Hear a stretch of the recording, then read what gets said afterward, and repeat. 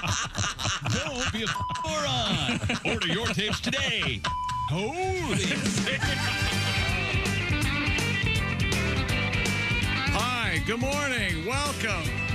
It's the Bob and Tom Show. Whoa, whoa, whoa. There's Christy Lee. Hello, Chick. At the news desk of Vision and Taupe. Thank you. Welcome. There's Pat Godwin. Hey, Chick McGee. There he is. Got that black shirt on. I like that very much. Thank you. Looks like a bad guy in Deadwood. Like it. There's Willie Griswold. Hey, man. Ace Cosby's here. Howdy. The Josh Arnold. Sorry, that Josh Arnold's over there. I'm Chick McGee. And here's Tom. Hello, Tom. When's that Josh Arnold comedy record going to be released? I don't know if they've set a date yet. Who's they? I like to know who they are. The man. The record company. Oh, yeah. It's really the Oh, record really? company. Yeah, they have Takes everything. them a while. There's a guy up on a roof holding your album, and it's going to drop any day now. That's right. Wow. Speaking of things dropping, we've got a French daredevil in the news. Oh, yeah? Oh, It didn't end well? I told you about that yesterday. I go, well, you're going to love this story. Yeah, well. Yeah.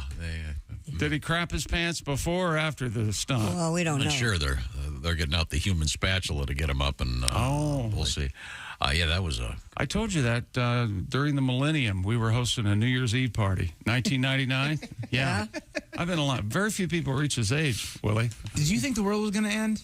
We didn't know what was going on. No, I didn't really worry about it. It was the changing to 2000 on the computers that was really Y2K. Yeah. People were bidding on Y2K.com. Yeah. Josh, did you have a wild Y2K night?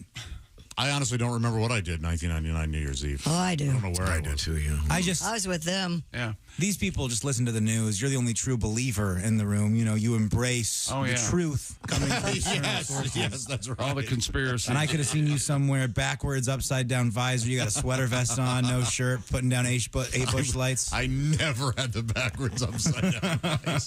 What didn't someone pay millions of dollars for Y2K.com? And I don't know if they paid millions. Maybe they had it for sale because they bought it for millions, but nobody bought it. I mean, when's the last time you logged onto that? Yeah. I'm sorry, Chick, we interrupted. Anyway, I was downtown at this very nice hotel, and they have one of those atriums in the lobby inside. Very high. Very, very high, like many 20 stories. 20 stories. It's beautiful. And I'm talking to one of their maintenance guys, and he goes, here's a story that not a lot of the guys will tell you. And he said, evidently, someone had chosen to not be here anymore, and they Fosbury flopped off the 18th floor. Ooh. And he says, it's not like in the movies. We had to, there was some problem with retrieving the body off the floor. Oh, jeez. Yeah. And exactly stuck. Well, we'll find out about the Frenchman who did his little flying stunt. He said, "You ever burn an egg on a on a skillet?" Yeah. Did he tell that to you? Like he had some cool information he was going to make your day? And I remember I said, "Oh yeah," and walked away. Coming up today, I believe we have some interesting stuff in the world of soccer. Is that correct? Yeah, Portugal and the USA 0-0 tie. So USA advances to the, I need a bell, clang, the knockout round. Clang, clang. And so that's the World Cup from Auckland. And they don't do the shootout thing at the end when they tie? I don't know about that. I don't know. But I know you don't like it. Thanks for asking. Well, I don't like it because it's like if you're in a baseball game and it's tied in the ninth inning, Here you we then go do a again. home run derby. I don't know. It just doesn't make sense. It doesn't make sense to you. It's not a team sport anymore. The entire soccer world loves that. Well, doesn't mean it's an intelligent way to end a game. I think it does. Well, that's interesting. Well, you were dismissed. You're not. It's not up to you. And if you don't like it, that's it's up to me to what? Tough tit. I'm allowed to say I think it's stupid. How many of the soccer games that you watched this year? Yeah. That's why. I'm a big fan. The way they end, or you'd watch, huh? No, I do not have that kind of time. It doesn't really matter. I tell you what, I was watching the Portugal USA this morning. They have extra time.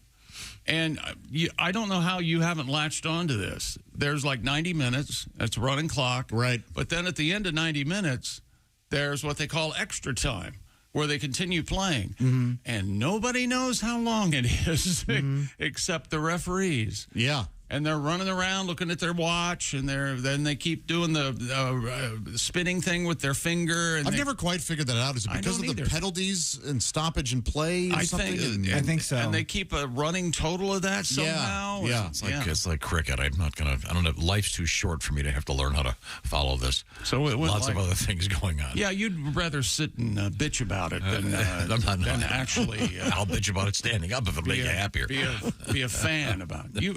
You've made up your mind. Yeah, it's boring. Coming up, comedian Reno Collier and one of my favorites, comedian Mark Normand, scheduled to be our guest. I'm sure looking forward to that. A special edition of this show coming up Friday with the Black Moods as our house band. Certainly looking forward to that. Coming up in sports, anything else besides the... the USA and Portugal tie at 0. We're going to focus on the Cincinnati Reds this morning. They are alone in first place. The latest, they've been in first place deep into the season since way back in 2012. Yes, when a loaf of bread was a nickel. We'll talk about it. And DeMar Hamlin was out on the practice field yesterday, the Buffalo Bills safety. Good. Wearing pads. And to say you would understand if he was tentative yesterday during. Yeah, I would.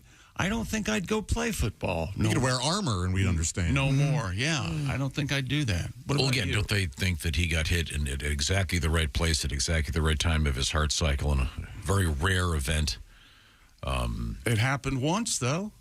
Wouldn't that give you pause? Mm-hmm. Or you're just too daring? I'm sure this guy's been examined by medical authorities that know what they're doing, and I think he's making them what they. What if your doctor comes in and uses this voice? Well, I've looked at all the tests, and I think it's absolutely fine if you go back on the old practice field. I gotta get better insurance. Yeah. Hey, Doc, please put your pants on. Step right up here on the way thingy. Dr. Silly Noodles, was it? Yes. Dr. Silly Noodles. Excuse me. It's Noodle. Dr. Silly Noodle, I have to be going. Silly's the nickname. You can pay with a credit card or pay with Pop-Tarts. And your 5th examination's free. Coming up, we have one kind of ordinary world record, although an amazing feat, and one incredibly dumb world record that I really am enjoying. And also erectile dysfunction in the news. Cool. Oh, erectile dysfunction? Thank you very much. But my favorite story involves a professor at the University of Virginia who's trying to develop a freeze ray. Oh, finally. The important work is being done. Guess who's trying to do it? Dr. Noodle. Okay, I'm not going to be a doctor no more when I get my freeze ray working. Freeze ray. It's hard to say. I'm wondering if the public press release about the freeze ray just happens to be coinciding with the hottest temperature the Earth has ever been. They wouldn't release this in January. So is that kind of freeze ray ice, or is it like it pauses you in your movement? It's a freeze ray. It's cold. Cold. Oh, it is cold. Okay. It's like Mr. Freeze. Gotcha. Do you Otto Preminger. You want the Twilight Zone Hollywood freeze thing where everyone just doesn't move and you can walk around and do stuff? That's a freeze ray, yeah. That'd be cool too. Wasn't that a pocket watch on one of the Twilight Zones? Right? I don't remember. Do they have pocket watch stop? Here's a stupid question. I know that Josh, you're sort of our authority in the world of adult cinema. Is there a genre of sci-fi porn that? Yeah, it's out there. Oh, really? Sure, yeah. Okay. Like an 8 penis. I remember back in the day, a buddy of mine rented a Star Trek porn. It was like a Star Trek type, and well, don't they have fan fiction out there from Star Trek where Spock and Kirk are lovers? And sure, yeah. But I mean, is there like visual video. Yes. Yeah. Did they have one with a freeze ray? I don't. People are walking I've never really around watched one of those. I guess it would be kind of non-consensual if Hey, I'll help she's you. frozen. Josh, Why is that the laugh line for you? I'll help you.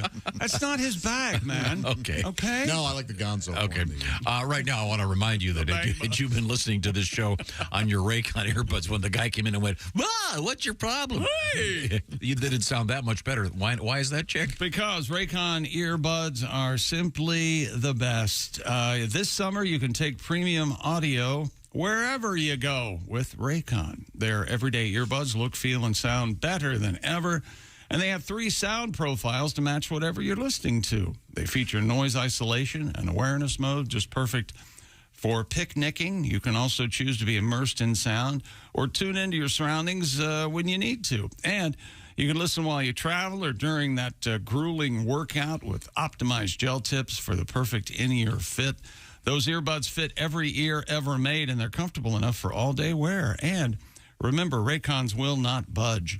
And Raycon, you also get 8 hours of playtime, 32 hours of battery life, and get a load of this. They start about half the price of other premium audio brands. And no wonder Raycon's everyday earbuds have over, look it up, 56,000 5-star reviews. And right now, go to buyraycon.com/Tom. We have a swell gift for you. 15% off your Raycon order in addition to the already low price. That's buyraycon.com/Tom. 15% off your Raycon purchase. That's buyraycon.com/Tom. Love my Raycon earbuds. Also, coming up, we have Is Your Robot Going to Kill You in the news? And something for Christy. You should probably tell us that now. What if I have a robot? Yeah. Something for Christy. Christy does a little bit of dabbling in real estate. We have a super creepy real estate story coming up for you. Unbelievable. This is the Bob and Tom Show. Hey, don't say we didn't warn you.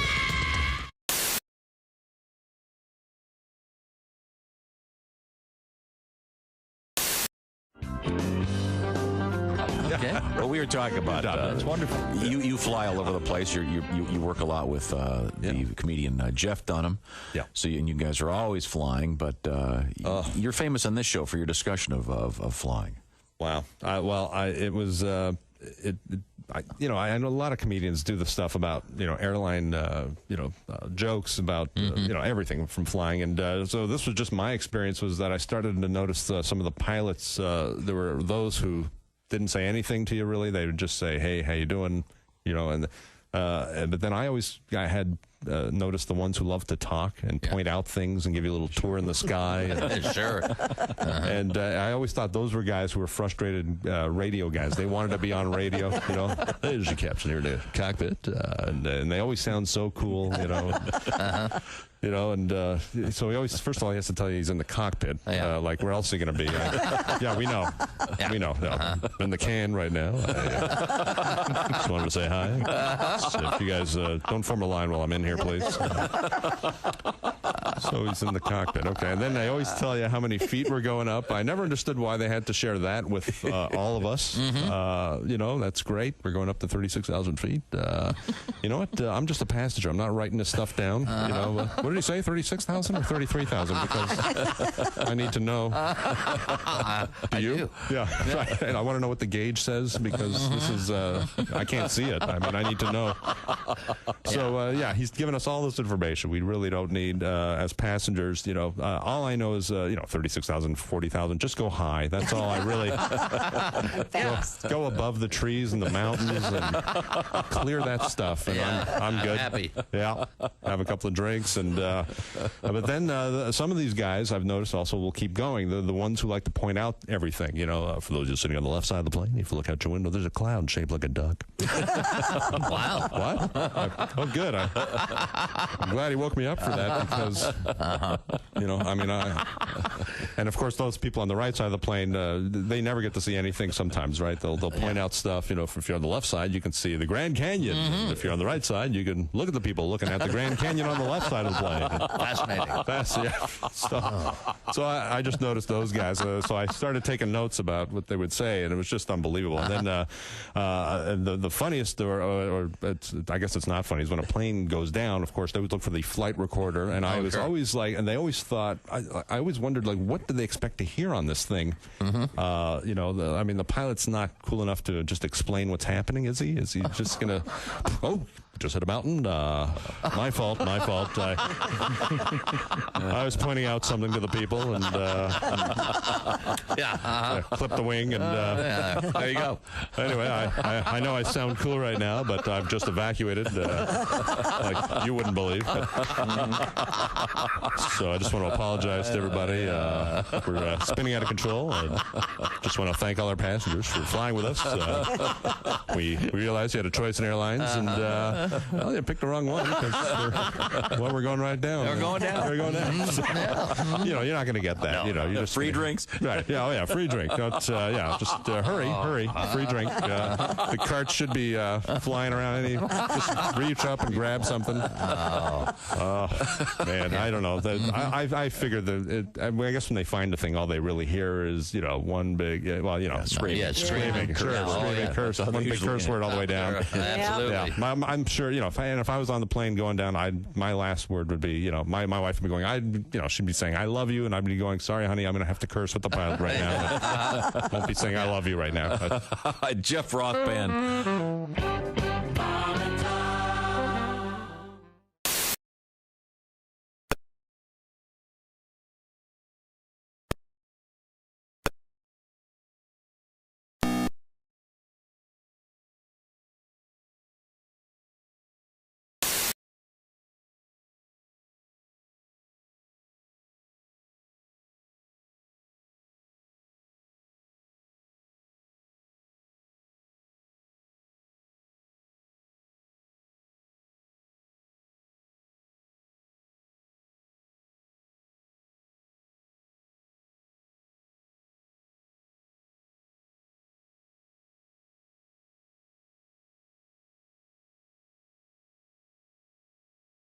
Yeah, that's a good idea too.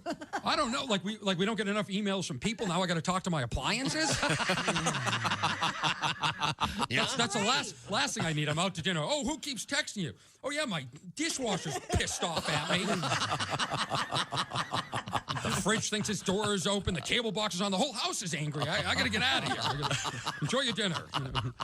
That's great. Is that true though about the texting appliances, or is that a premise? Guaranteed. No, that's absolutely. I read about that, and I was so excited. I'm like, I'm gonna get this on the Tonight Show before everybody else starts doing jokes about washers and dryers. And of course, I forget it, and I sit down and Jay goes, "Yeah, you'll do it the next time. Don't worry about it." That's a great joke, though.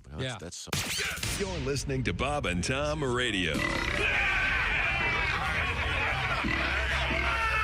That's awful. Awful entertaining. Essential Morning Radio. This is Bob and Tom Radio. Here. Welcome back to the Bob and Tom Show. Christy Lee at the news desk. Hello. There's Pat Godwin. Hey, Chick. Hey, there's Willie Griswold. What up, Chick? There's Josh Arnold. Hey there. Ace Cosby's here. Hey. I'm Chick McGee, and here he is. Extra crabby this morning. Not crabby at all. In a great mood. I was just asking. Don't talk to him about soccer and overtime. That's all. No, it's just boring. Sorry. It's a worldwide event, Tom. So what? So what? So was World War II. I don't think that it was rarely boring, though, wasn't it? Yeah. Which I'm reading about. It's very interesting. Real quick, you're comparing women's soccer to the Pacific Theater, essentially? Is that the comparison? The world, European theater. The war to end all wars. No, I'm not going to pretend that I'm interested in this. Everyone else is, but I'm not. You're not even a little bit interested. I'm glad these women are doing great. They're having fun. No, I think you are interested because you don't like it. If you were apathetic, you wouldn't care about. No, I know. Trust me, I don't care. What about the Men's World Cup? Do you give that a look? Not really. I found I enjoyed that last time. Good. And I'm finding I enjoy the women's. I don't have that kind of time. You know, they have very, very short shorts on. Well, they do. I think the way they ended is dumb. If it's a tie, having you kick, it's. See, can you at least offer some sort of salient conclusion to a game other than just saying it's dumb? Would you be happy in a baseball game if they brought in a pitching machine and they just had a home run derby? I'm not happy. It's the same thing. No, it's not. What? I'm not happy that they put a guy on second in extra innings. Either am I. I agree. That's dumb also. I say if we're going to do that, put a lawn chair and get rid of the umpire. Put a lawn chair, and if it is in the lawn chair, it's a strike. There you go. And we may have umpire news come up. In the previous break, I was asking Josh. I'm being dismissed again.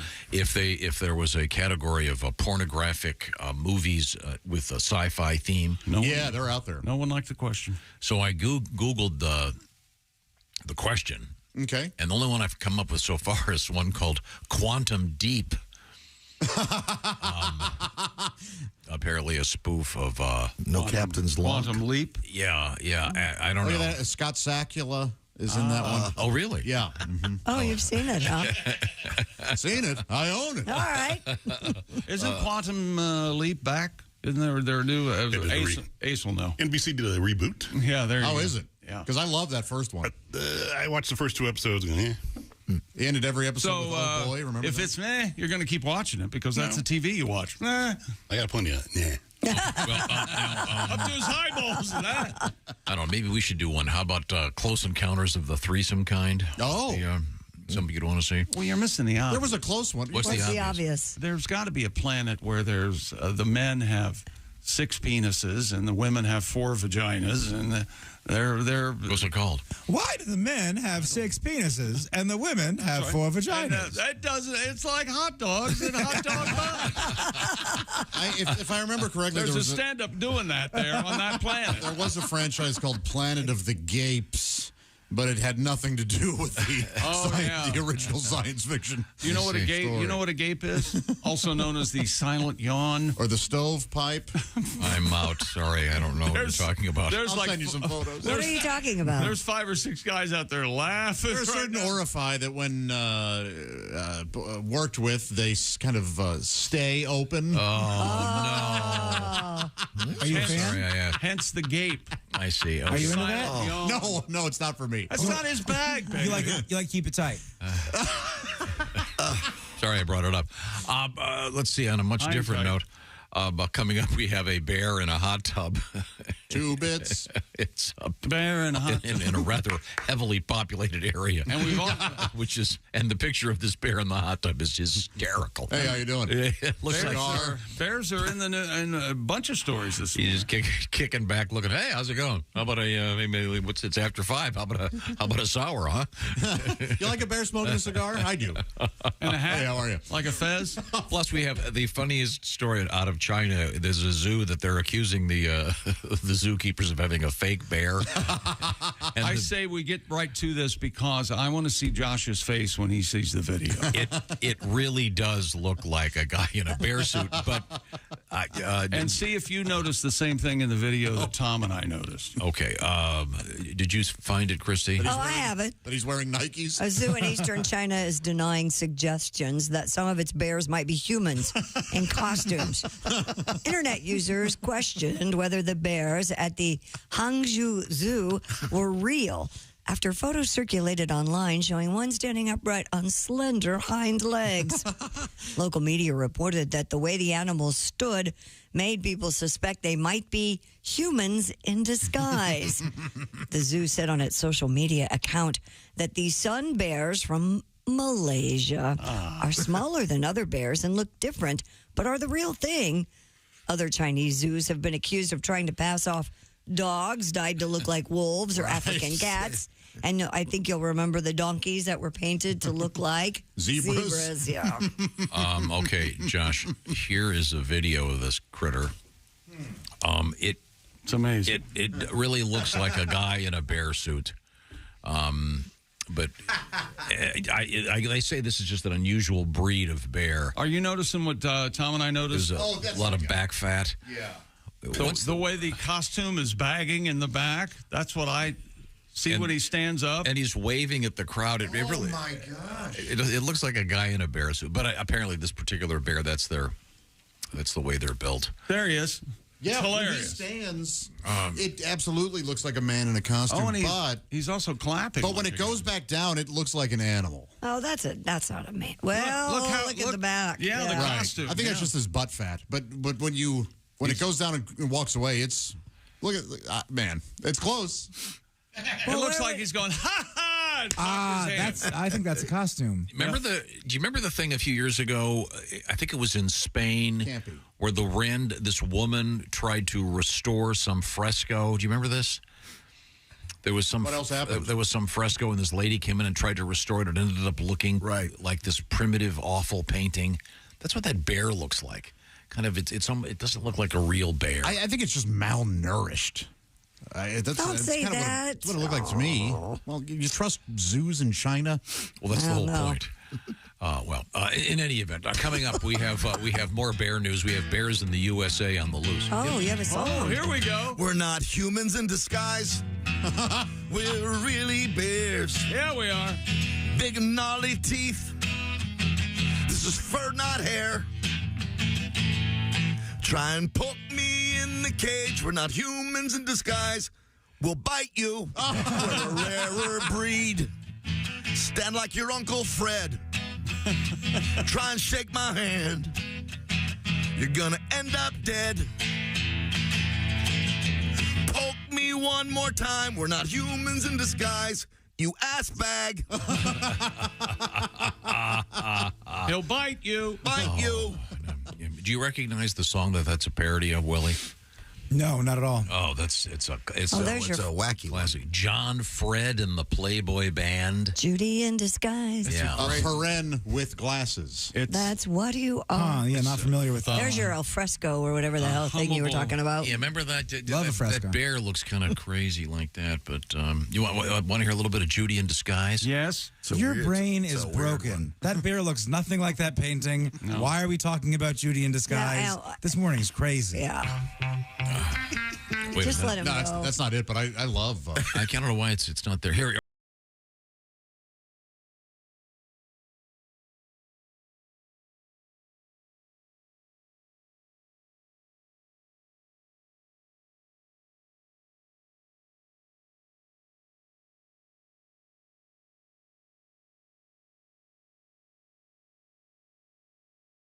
That was a big hit song way back in the day. What year was that?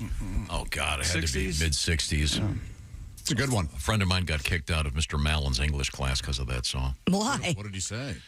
Mr. Mallon was talking about some Shakespeare play, and I can remember he went, and then we have so-and-so in disguise, and then he arrives on the scene in disguise, and does anyone else come in disguise? And Ellen goes, Judy in disguise, out.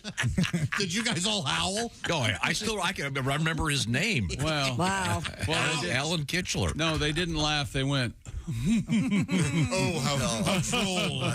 very good, Alan. Very broad. Very, very good. How wry. I mean, I really, that's a serious memory about it. I don't know why it's stuck. I just thought it was so clever.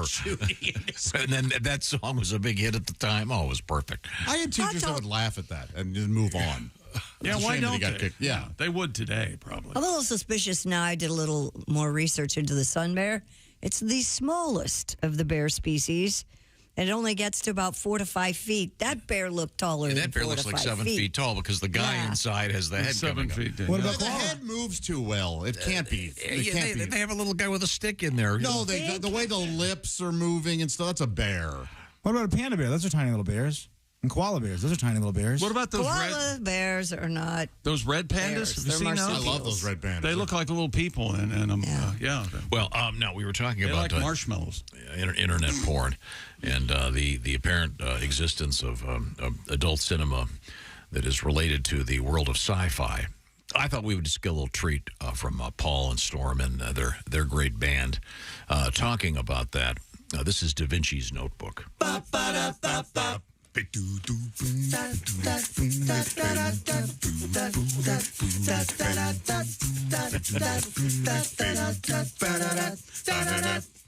Back in the not too distant past, when I would need a quick repast or a temporary break from my agenda, Off to the bedroom I would head, pull out the Playboy from neath the bed, and sneak a peek at all the portraits of Pudenda.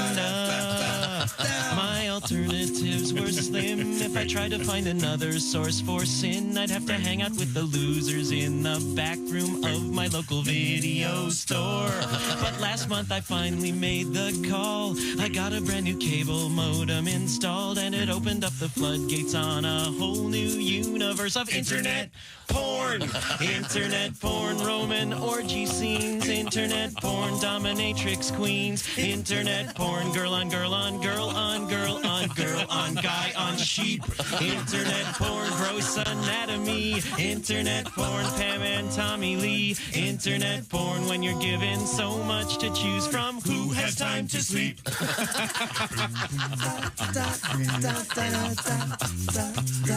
Honestly, honey, I don't know how the link got on there.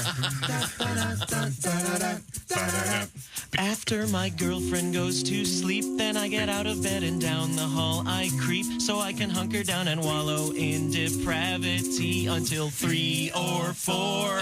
You'll always find me in that same tableau, silhouetted by my monitor's warm glow, and absorbing all the bounty from the cornucopia of internet porn.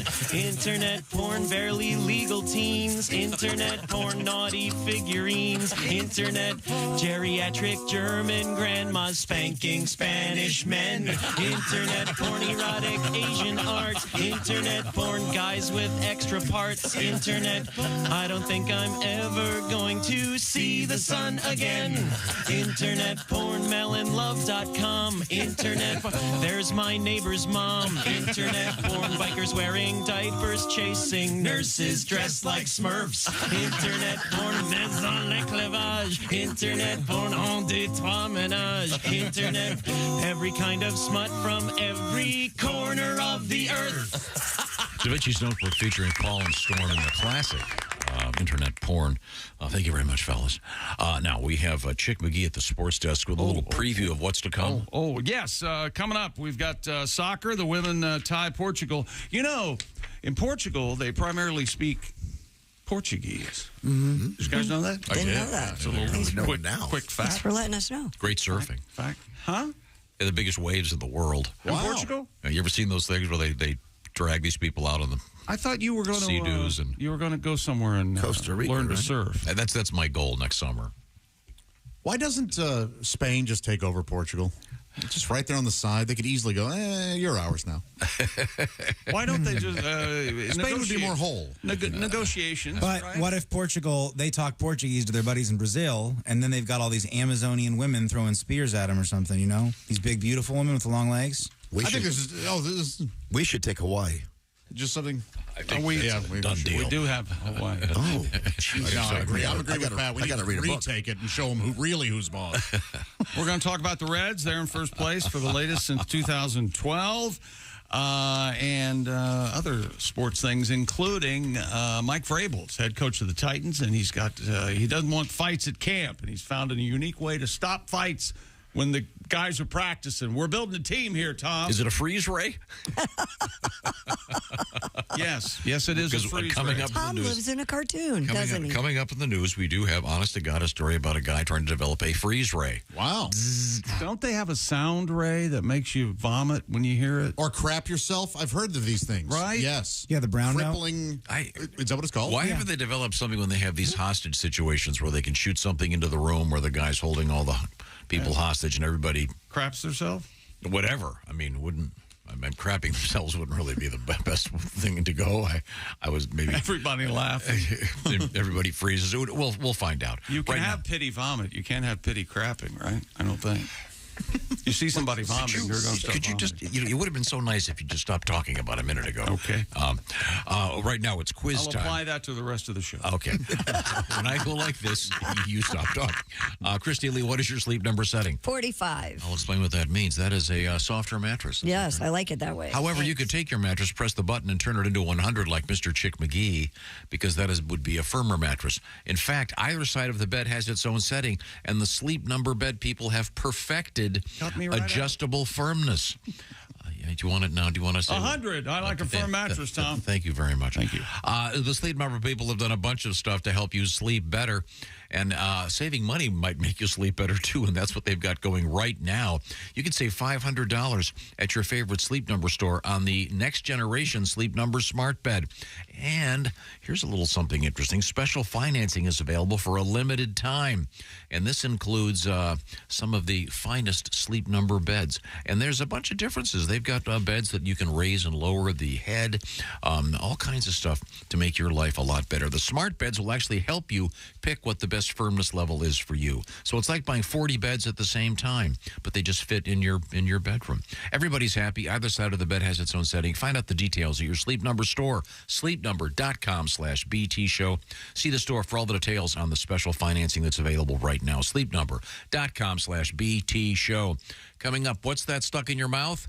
We'll find out. This is the Bob and Tom Show. Reach us toll free at 1-888-BOB-TOM-1 or at bobandtom.com. This is.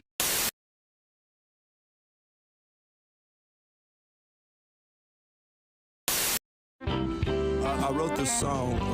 It's a revenge song for all of today's country music fans. All right. And this is it. Oh, and when I sing.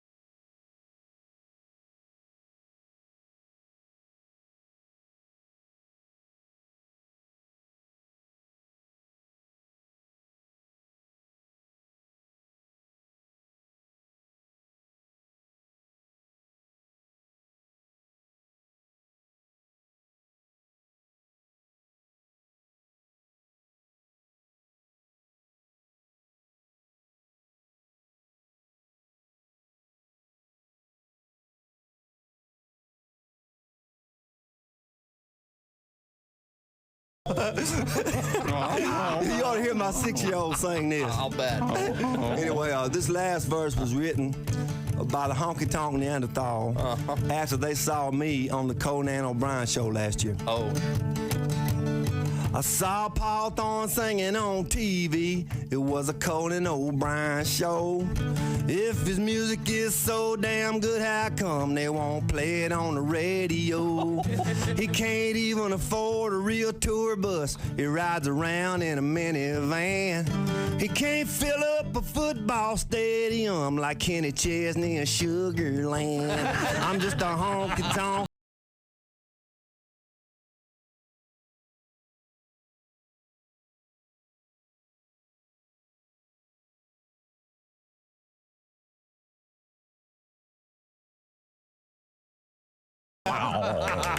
yeah.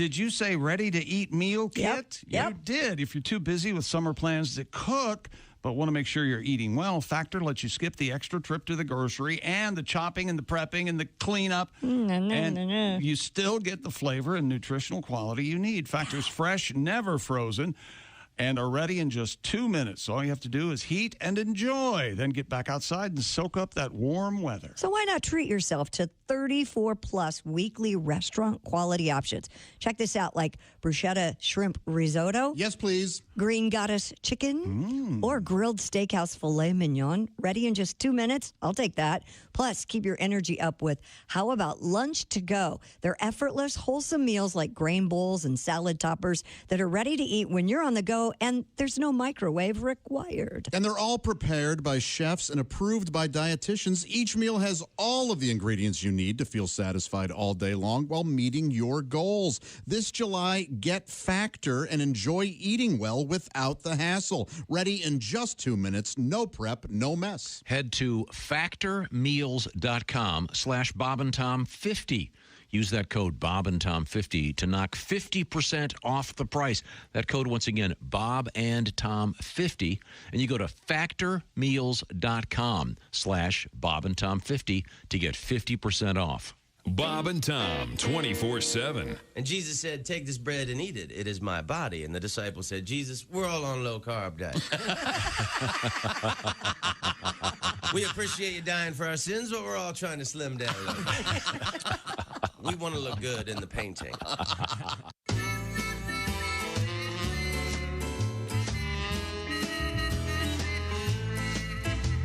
I left work early, drove right home. Didn't know you'd be here. Well, now that you are, there's only one thing I'd like you to do, my dear. Honey, pull up my skirt, undo my blouse, peel off my pantyhose. Baby, take off my bra and my spiked heels. Honey, take off all of my clothes. Take them all off, baby.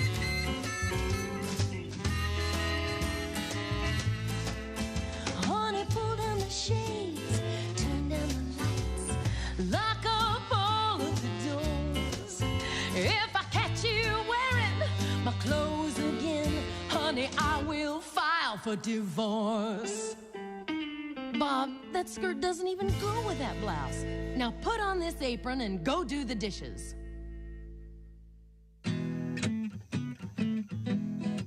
Hey, this is Henry Phillips, and you're listening to Bob and Tom Radio. No, thank you, Fair. Welcome back to the Bob and Tom Show. Christy Lee at the news desk. Hello. There's Pat Godwin in the performance room. Hey, Chick. There's Willie Griswold. Hey, Chick. There's Josh Arnold. Yes. There's Ace Cosby. Yes. I'm Chick McGee, and here's Tom Griswold. See. Oh. Yes. Yes. It's to see you guys. We're going to head over to the sports page with Mr. Chick McGee. I will tell you that a special edition of the Bob and Tom Show coming your way Friday. We will celebrate the state fair season happening across all the great county fairs and state fairs happening across this great land of ours this Are you summer. a state fair guy? No matter where you've lived, you've always attended a state fair? I love the fair. I've done more county fairs probably over the years than state fairs, but it's always fun. Is that right? Oh, yeah. You like the rides? Right now I've got 5 goldfish. Uh-oh, 2 didn't make it, huh? 2 didn't make the transition. Oh, boy. My little girl won 7 goldfish at the fair on Sunday. On the Is she aware of subtraction? Top of the bowl. Oh, yeah. So far, so good, though. The 5 were doing okay. Well, I hope you said a few words when you found it. Yeah. Well, I didn't have one of those little nets. Yeah. Mm-hmm. You had to pick them out with your hands? No, you take one of those spoons that have the built-in strainer. I'm not having spaghetti at your house anymore. Yeah. Why'd you do that? Well, You can Why'd you wash tell it, people? Willie. Did you flush? You can also wash your hands. I put them in the wastebasket. It's garbage day today, so they'll. But we set up an aquarium with a filter and everything, so we're hoping we can keep them alive. They poop a lot, but I'm tired. Sorry, it's time to head over to the sports desk with Chick McGee. What do you got over there? Isn't their poop stringy? Remember? Yeah, it comes out kind of ropey. Yeah, it's like ropey, right? It ascends from down. It's awful. Really? Fascinating. Yeah. I've never seen fish poop. I'm going to look that up today, have a little afternoon. unpleasant. You didn't have any YouTube goldfish session. when you were a kid? I had plenty, but I never saw the moment happen. I never waited for the money shot. What a bummer. You didn't sit around waiting for watch them to see if they poop? No, that could be a fun game. You could bet on it, too, with your friends. I have a problem, I think. I have a problem.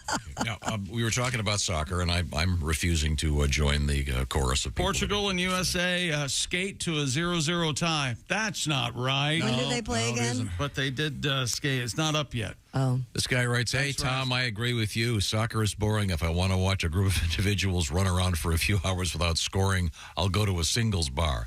Bada boom. That was a good bada boom. Bada boom, bada bing. That's a little phrase, the singles bar. Is that? I don't know. I don't know. The dating app is really taking away the need. It's the new bar, yeah. Did bars advertise themselves as singles bars? They would They do did back in the day. Singles Yeah. night, fine, but would they go, we are a singles bar? And then the happy hours, meat markets. happy hours became popular, and then various states made them illegal. Oh, really? Yeah, they would have drinks. They would only you couldn't have a drink special. Drinking for a Lincoln, right? Wasn't that one of them? Hours. Yeah. Drinking for a Lincoln? Oh, yeah. All you could drink. Double the value of your dollar. Yeah. Oh, my gosh. Wait, for the value of a penny? A dollar pitcher? Yeah, it was like dollar pitchers or something. Man, you guys grew up in the wild, wild west. Absolutely. Oh, yeah. I remember the sad lingerie lunch. Oh, yes. You ever MC one of those? That must have been so sad. That guy's still living off that money, so I don't know how sad. Believe it or not, it was not very well attended.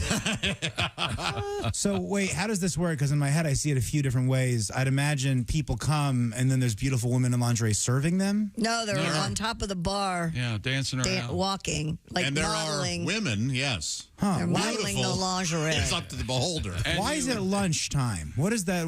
He was going after the they were trying to downtown lunch crowd. Yeah, Oh, it'd be on like a Tuesday? like a businessman special. Oh, and yeah, then you through have the week. someone hosting it like, I don't know, a Chick McGee. Yeah, I'm sure. And maybe a Busty Bell is one of their guest dancers. Yeah. I couldn't get horny like that, then go back to work. Are you kidding me? Really? I can't go sell, shoes after that. I can't go be an accountant after that. Can't get all worked up with the fellas. 4 drinks. Someone shoes. No thanks. See, I can do 4 drinks before this job. I could figure that out. I can swing there. Well, now I guess we have to get to sports. What have you got? Portugal and USA, 0-0. So there you go. And other matches coming up today. In a couple hours. Haiti and Denmark. Who you got, Josh? I have Haiti. Denmark. Haiti. And then China and England. Oh, I'm going with the Brits. Also this morning. Is that right? They know how to play soccer. Now, coming up later tonight at 3 a.m., it's in New Zealand, Tom. It's in a whole other time zone. South Africa and Italy, and Argentina and Sweden, both those at 3 a.m. I'm going Sweden and South Africa. Okay, then Jamaica and Brazil and Panama and France. Knock, knock. Who's there? Jamaica. Jamaica who? Jamaica called to your mom this week. There you go. A good son would call his mother.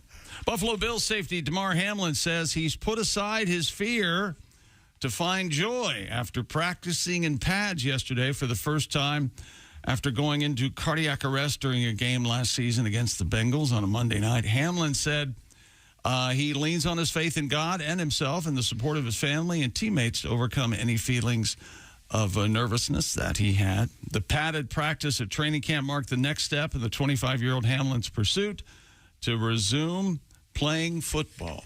Okay. Good for him. The training staff, the doctors who revived him on the Buffalo Bills, they were honored with Heroes in Sports at the ESPY Awards this past. Very nice. Well deserved. Very nice. And speaking of baseball, yes. Last night, Joey Votto of the Cincinnati Reds, Christian Encarnacion Strand, and Will Benson each had 2 hits, and the Reds beat the Cubs 6-5 in Chicago. That's the opener of a 4-game series. And Cincinnati relievers combined for 5 2/3. I'm telling you this because one of the relievers, Q95 Player of the Season, Buck Farmer. Buck Farmer. Buck Farmer got 5 outs for the win. The Buck Farmer. I'm going to get a Buck Farmer jersey. All right, Buck. Don't you like That's that? a great name. Buck Farmer. Does he have a mustache? I want him to have a mustache. He's got a big, bad. big beard. Oh. Big beard. I want him to wear the baseball uniform, but with overalls over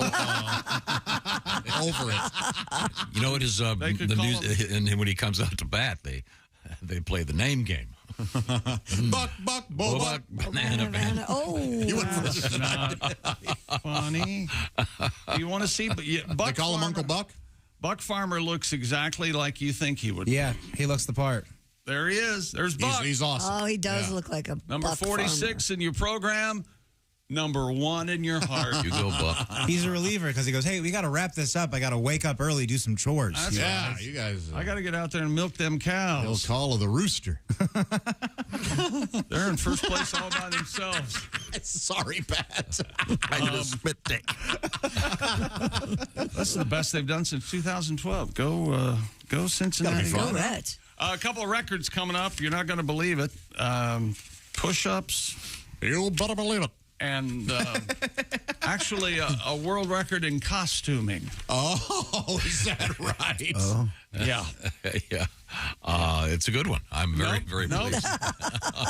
It's a good one, he says. Yes, and we have some sad news we're going to have to get to. You're right. That We'll get to it. And then we have the guy trying to develop the freeze ray, which is so cool. Freeze. Who wouldn't want to have one of those, huh? Be so handy. Handy in the kitchen. What would you use it for? A freeze ray? Yeah. I can't think of anything To that make I would ice real quick? I don't freeze. know. Why don't they have a freeze equivalent to the microwave? Yeah, I've always wondered, why isn't there a thing you can put like a Coke in, like a microwave, you hit the button, and 30 seconds later it comes out ice cold? They have that for wine. They have wine chillers like that. How nice. Yes, How would you know that? Because I'm an alcoholic. Hey, I mean, listen, but primarily wine, though, so you're okay. Yeah. As Pat Kaufman says in the great song, switch to beer, you'll be okay. Maybe we can get that out of Pat. By the way, Pat's got a show coming up down the road, Cedar Rapids. It's Mr. Oskey and Mr. Godwin at the Olympic Theater, Saturday, September 30th. Oh, no. It went so well this past weekend, they thought, let's do it again. Yeah. You guys going to drive together again? Yeah, we had a blast. It was Hold easy. hands? It's called the What Could Go Wrong Tour. Someone's coming home in a body bag tour.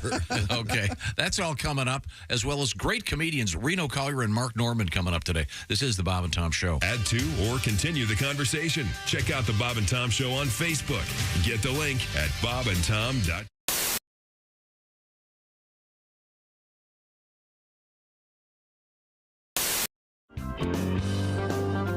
Let me see this pair of panties with It kind of looks like the cushion. Yeah, see? And it's Is it a regular pair of panties? God.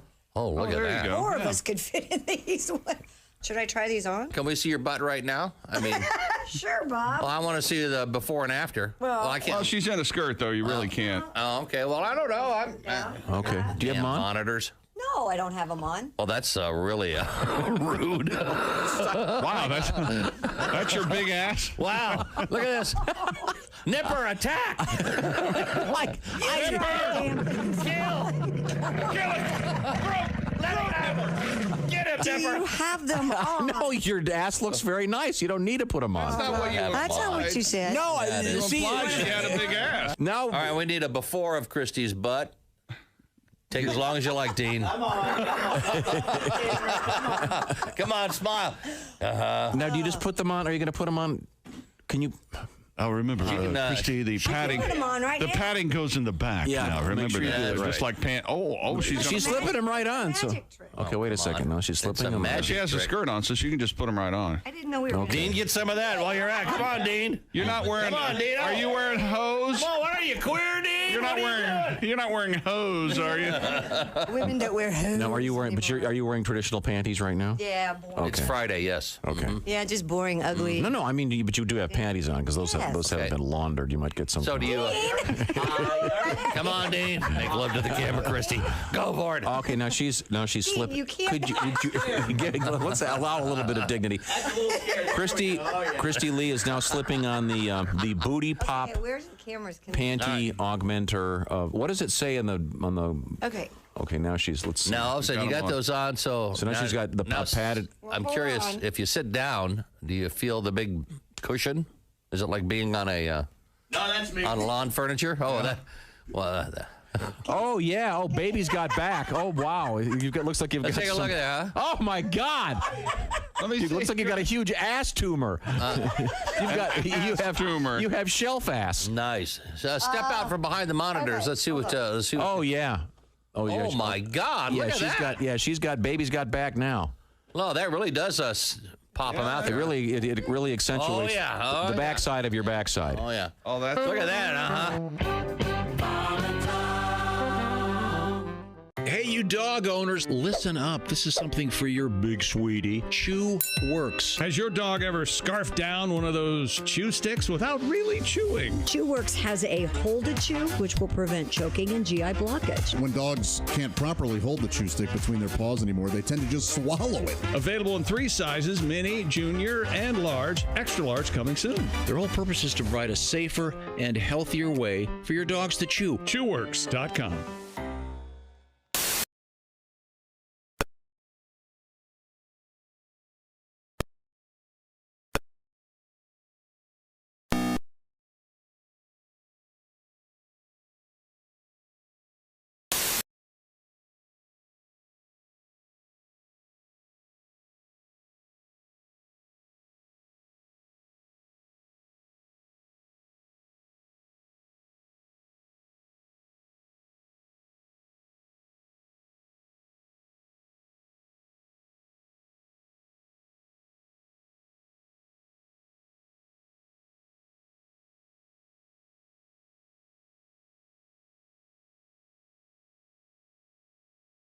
Been the most anticipated theatrical event of the season.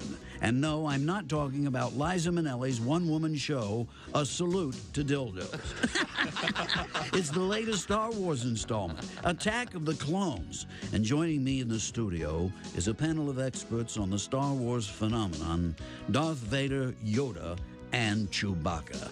Now, I've got to admit, I've only seen one of the Star Wars movies, and I think that was when I rented the video. I think it was the one about the dude who couldn't find his car. But don't quote me, because I dropped acid earlier in the day with Wilford Brimley and Molly Ringwald. Cute kids. So fill me in on a few things, Yoda. What are you, anyway? Some kind of helper monkey? A Jedi Master, am I? With me in powerful ways is the Force. A worthy adversary is Master Yoda, yet his understanding of the Force pales compared to my own. My wrinkled green ass you can kiss. Why, you insolent spawn, you illegitimate offspring of Ross Perot and Kermit the Frog. Now, boys, come on. Bigfoot's right. Don't fight. Star Wars isn't about fighting. It's about merchandising. And what's the deal with all those action figures you sell anyway, huh? You must make some pretty hefty coin off of them. Hosed Yoda was. No marketing fees do I receive.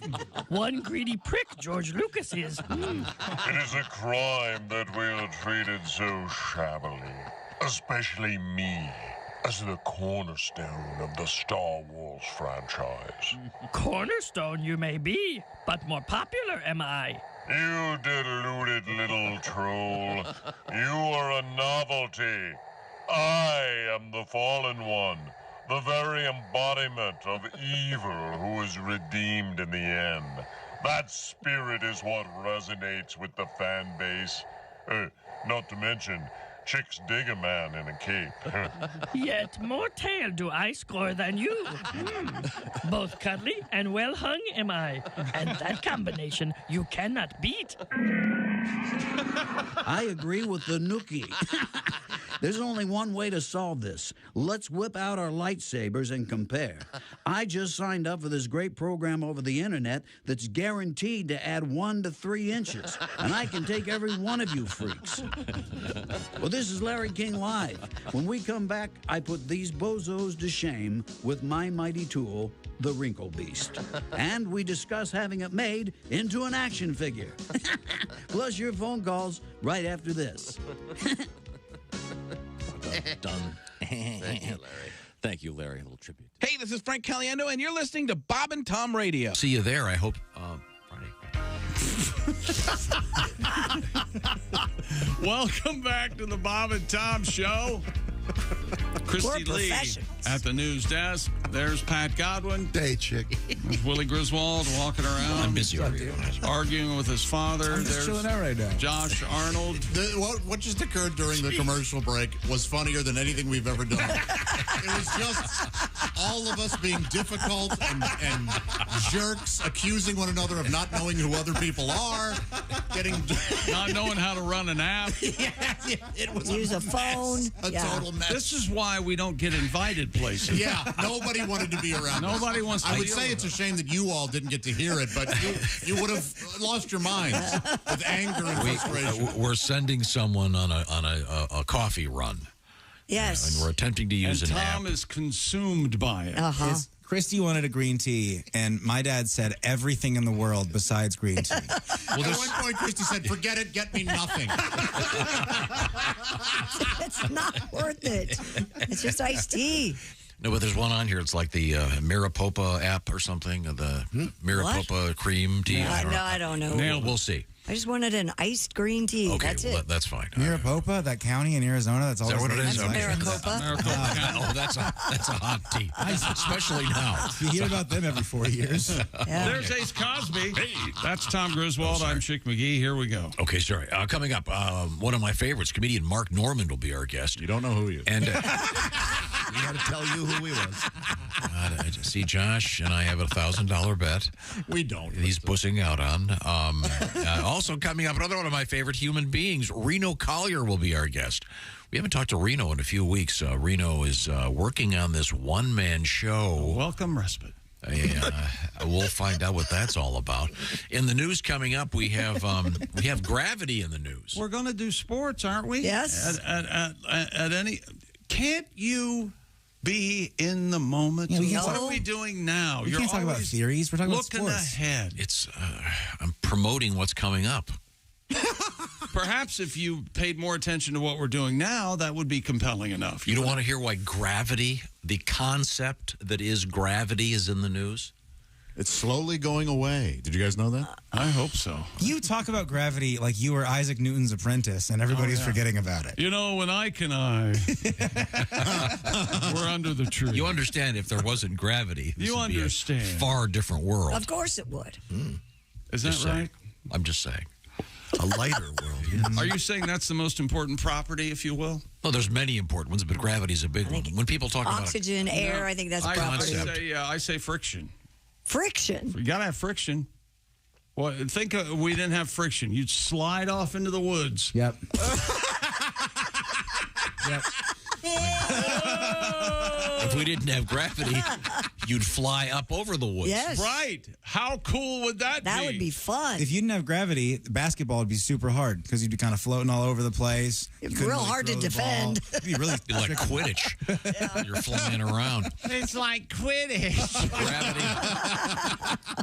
Mock all you want. Gravity in the news. It's so funny that you go to either a 9-year-old or a 60-year-old in like seconds.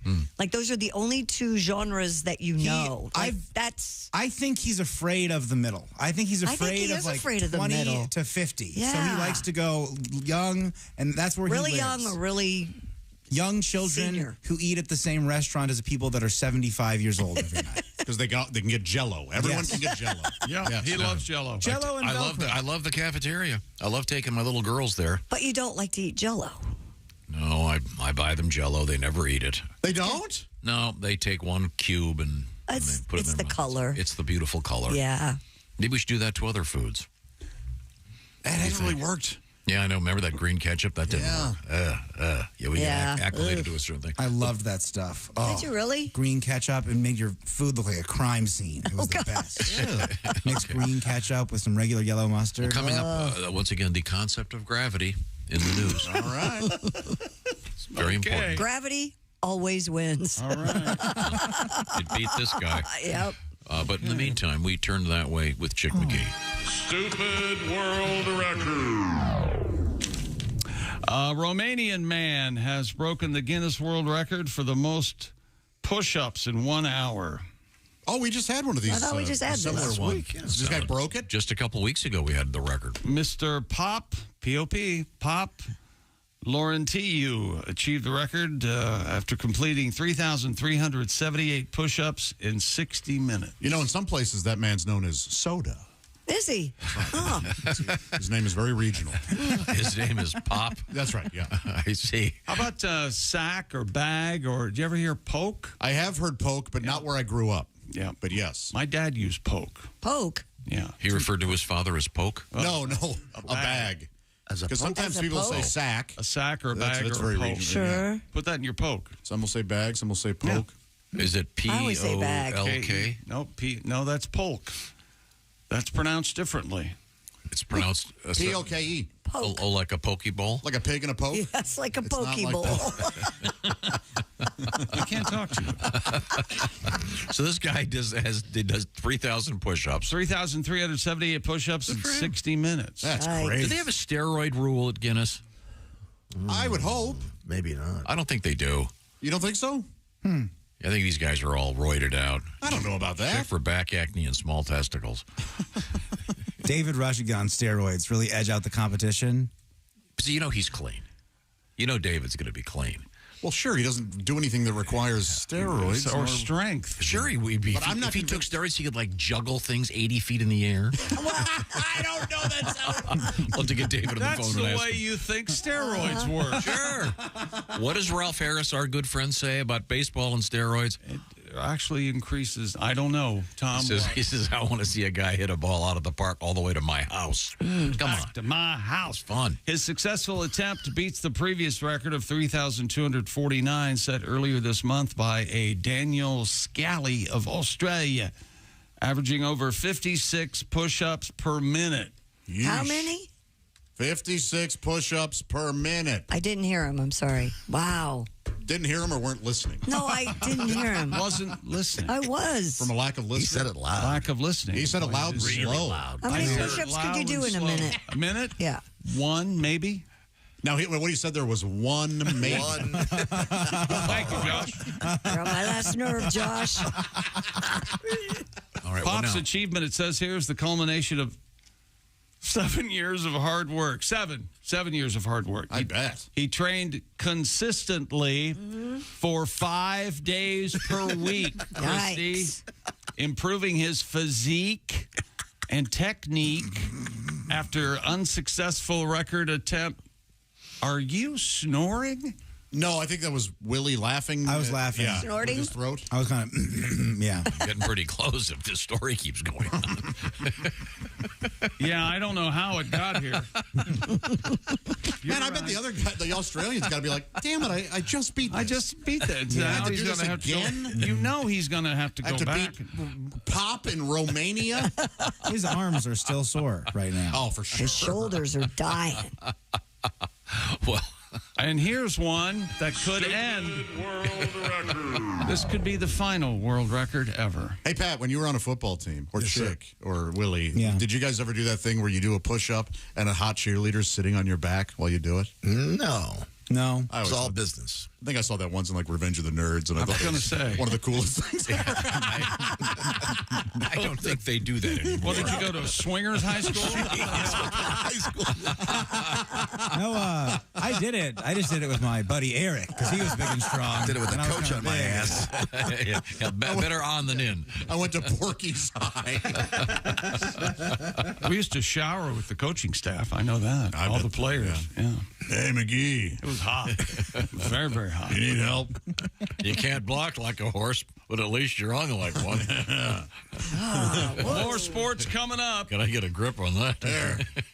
Coach, please. You may be a quarterback on the field, but in here you're a center. Do they still do group showers in the high schools? They did when I was there. Yeah, when I was there, too. They did. I doubt if the coaches are in there. It wasn't mandatory. No, but I mean, I going from a parochial school to public school, and that it was like the first thing that you had to do is like gym class and go to a big shower. I'm like, what the heck? For a while there, I had gym first hour. Oh, that's the best. So did I. So you were swimming. done, yeah. So you were stinking all day, or did you take a shower? I took a shower, yeah. But we all, there was sort of like an unspoken thing, not a lot of nudity. Really? Because you showered with your shorts on? Like with like swim trunks on and stuff. Oh, yeah, no. but not every gym class. When we they only really said, "Hey, shower after swimming." So that's why we all just kept our suits on. Oh, yeah. Huh. Swimming's like the one thing that I feel like you wouldn't need to shower after. That was kind of my And they thinking, too. provided the suits. Did yours? No. In fact, they didn't provide any gym clothes. We had to bring our own gym clothes. Oh, no. We had gym clothes given to us and bathing suits. Scabies waiting to Now, happen. did you have to clean the cameras in the shower, or did the staff do that? We had whoever Here lost dodgeball that day. So the answer is yes, I had to do it quite often. Coming up, a really dumb world record. When you played dodgeball, did you have this guy? There's always one guy in the high school. You can hear the ball coming before you see it. It's going. Yeah. Yeah, we had that guy. Throwing it. Our gym teacher played with us though in grade school. He would hit us hard. Well, he's a masochist. What the hell? That guy was always also the tetherball champion. Yeah. Nobody could beat him. Coming up, there's a bear in the hot tub. We have gravity in the news. And another world record. And sad stuff in the world of entertainment. We'll be getting to that coming up in just a few minutes. On a happier note, we got a guy successfully. They got rid of this thing that was stuck in a certain orifice. We'll find out about that coming up. Right now, I hope you're listening to the show on those great Raycon earbuds. Raycon earbuds. I have moved on. I've moved up in the world. I have my Raycon earbuds. They're great when I go take the dogs for a walk. I can listen to whatever you want to listen to. Great music or a great podcast or whatever. Thank you, Raycon. Tell me more, Chick. And this summer, you can take premium audio wherever you go with Raycon earbuds. The everyday earbuds look, feel, and sound better than ever with 3 sound profiles to match whatever you're listening to. Noise isolation, maybe in awareness mode. You can choose to be immersed or tune into your surroundings when you need to. You can listen while you travel or during a grueling workout with optimized gel tips. Maybe you're trying to set a world record for push-ups. These earbuds are comfortable enough to wear all day. And remember, Raycons will not budge. And you also get 8 hours of playtime, 32 hours of battery life, seamless Bluetooth syncing, and Raycons start about half the price of other premium audio brands. Raycon's everyday earbuds also have over 56,000 5-star reviews. And right now, go to buyraycon.com/Tom and get 15% off your Raycon order. That's buyraycon.com/Tom. 15% off your Raycon purchase. One more time. That's buyraycon.com/Tom. I love those Raycon earbuds. Thank you very much. Also, coming up, there's a bear in the hot tub. Seriously. And is your sex robot going to kill you? Oh. There's a theory out there. We're going to find out about it. This is the Bob and Tom Show. Essential Morning Radio.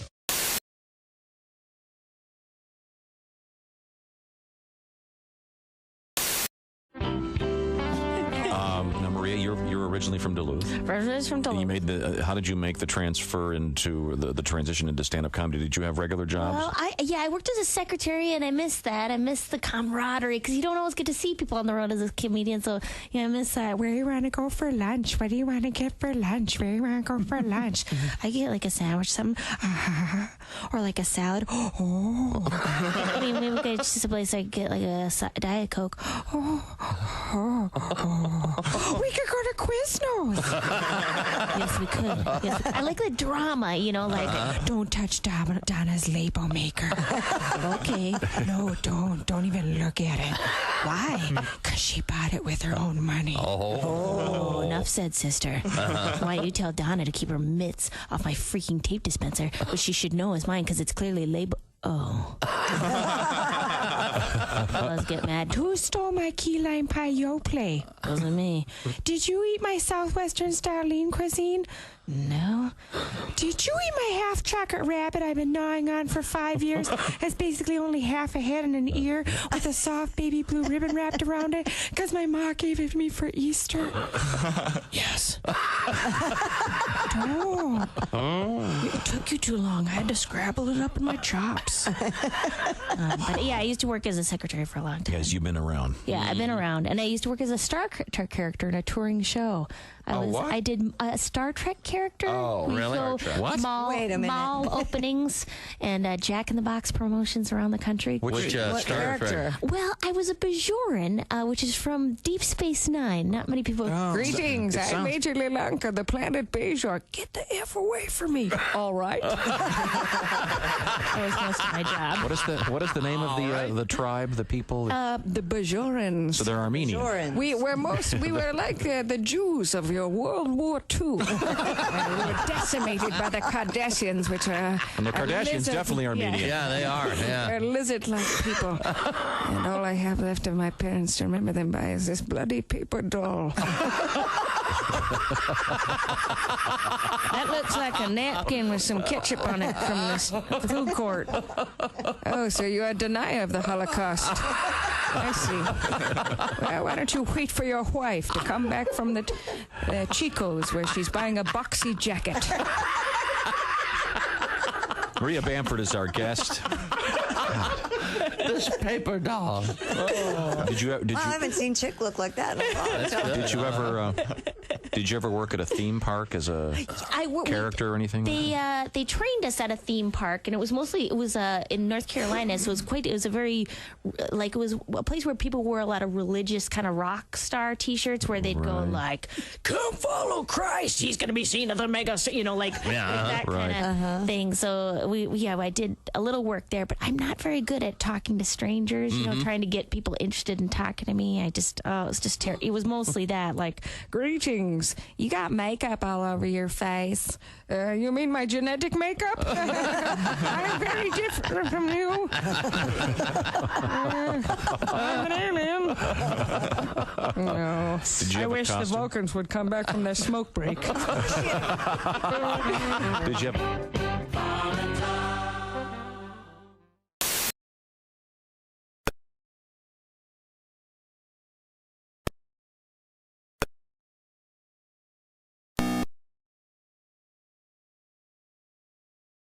Tom 50 to knock 50% off the price.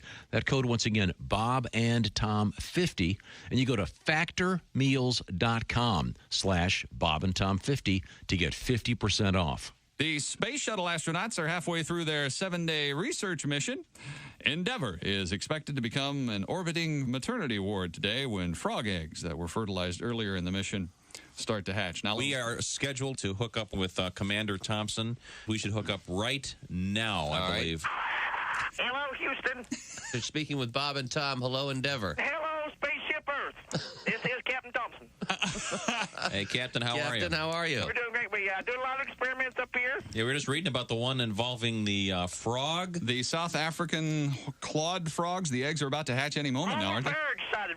As a matter of fact, it looks like they might be hatching about now. Oh, good. You people might be the first ones on Earth to hear what's going on. Well, great. There they come. This is exciting.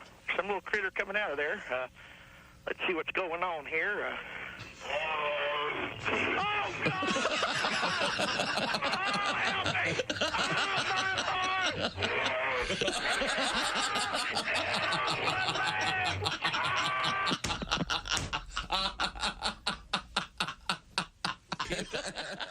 Hi, this is Dr. Will Miller, and you are listening to Bob and Tom Radio. My most recent marriage was a disaster. It made the wreck of the Edmunds Fitzgerald look like a fender bender.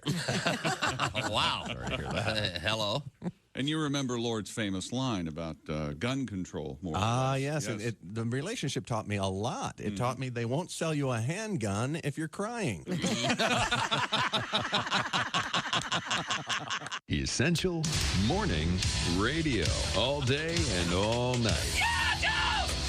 This is Bob and Tom. Welcome back to the Bob and Tom Show. Christy Lee is at the news desk. Hi. you hearing me? Oh, boy. This is good. There's Pat Godwin. Hi, Chick. There's Willie Griswold. Hey, what's going on, man? Ace Cosby's here. Hey. There's Josh Arnold. Hi there. I'm Chick. Here's Tom. I hit the wrong button. Sorry. Again? No, when I was So trying what's your coffee? Yeah, what happened? What happened? I don't know what button I hit, but it's got 6 pumps of brown sugar. What? That is Wow. That sounds like something Godwin would have ordered. I have no idea how that I happened. didn't even know you could get brown I thought that was sugar. intentional. No. And I thought you were going, that's why you love your iced coffee so much. I was wondering how come it tastes so good. Yeah. Just like a good pumps. Brown sugar. Brown sugar? Wow. I don't know how this. I was trying to use the app. I'm not very good Does at it taste good? How come Give that a you sip. tastes so good? See if we have to immediately cut off your left foot. Well, it is sweet. Have you just abandoned your whole heart diet? Because I see you got this. You're putting salt. You're putting no salt. You're not supposed to use either of those. No, this is a mistake. I hit the wrong. I've never had this. See, but he's not drinking it because it's a mistake. And he might be drinking it, but it's a mistake. I made an error. Sorry. We have to explain that our normal person who does the coffee runs isn't here. So I had to step in and clearly. He's visiting his son in a different state. Let's. Am I the only selfless person here? Not married, no kids. I'm free to come in whenever I need. Are you really free? Josh, thank you for your sacrifices. Hey, you're very Josh, isn't freedom just another word for nothing left to lose, huh? Nothing. Nothing. And if I could remember the next lyric, ain't nothing if it ain't free. I Yeah, think thank it kind of repeats itself. Thank you, Chris Christopherson. Sad news from the world of entertainment. Paul Rubens. Yes. Inventor of the sandwich? No, he's Pee Wee Herman. Or was. Rubens died Sunday night after a 6-year struggle with cancer, a struggle he kept private. He was 70 years old. Rubens said in a statement with the announcement of his death, quote, "Please accept my apology for not going public with what I've been facing the last 6 years. I've always felt a huge amount of love and respect from my friends, fans, and supporters. I've loved you all so much and enjoyed making art for you." I loved Paul Rubens. Everybody do the big shoe dance. If you haven't seen him in Blow, the Johnny Depp movie, you need to go back and watch that. He was a terrific actor. Yeah. It was right. But Pee Wee was just the greatest. That first HBO special. Wow. Hysterical. Yeah, I hope he pops out of the casket and shouts, "Made you look." I hope what? he rests in peace. I don't want to. Maybe he'll. Well, remember how the furniture all talked? Sure. Well, yeah, but So maybe he'll have like the Cassie, casket could talk? Cassie the casket. Hi. What? Disrespect? No, it's a disrespect. That's what he'd want. I don't. He'd probably want some giant Rube Goldberg device delivering the casket into the hole. Danny Elfman playing the music. Yeah. You think his nickname was Rube? What's up, Rube? Ruby. Did you just call a grave a hole? Yes. Yeah, you know, I did. Sorry. I'm just saying. Are they going to be selling all that cool stuff, like the talking chair? And wouldn't you want to have that? Cherry? First off, her name is Cherry. The body isn't even cold yet. Yeah. I think so, right? And I don't think Cherry speaks without a person in it.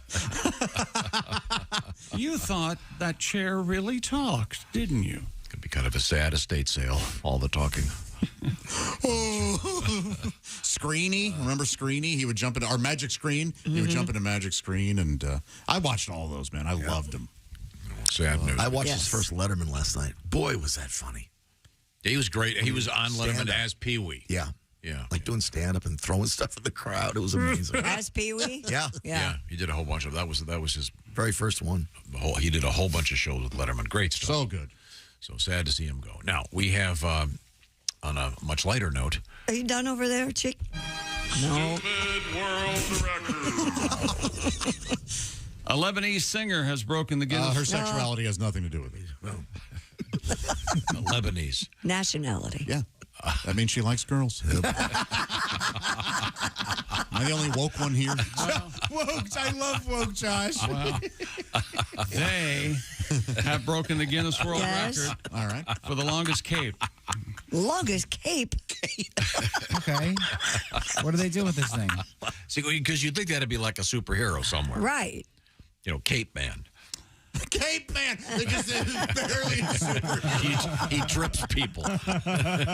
You really went to the writer's room with Cape Man, didn't you? Doctor Strange's cape flies around and can almost another character. Has a real personality, doesn't I it? believe that's actually a cloak, which is slightly different from. What is the difference between a cloak and a cape? A collar, I believe. That's the difference. I'm not certain. bad. Hey, that is good. That's a good guess. Chick, you could pull off a cape.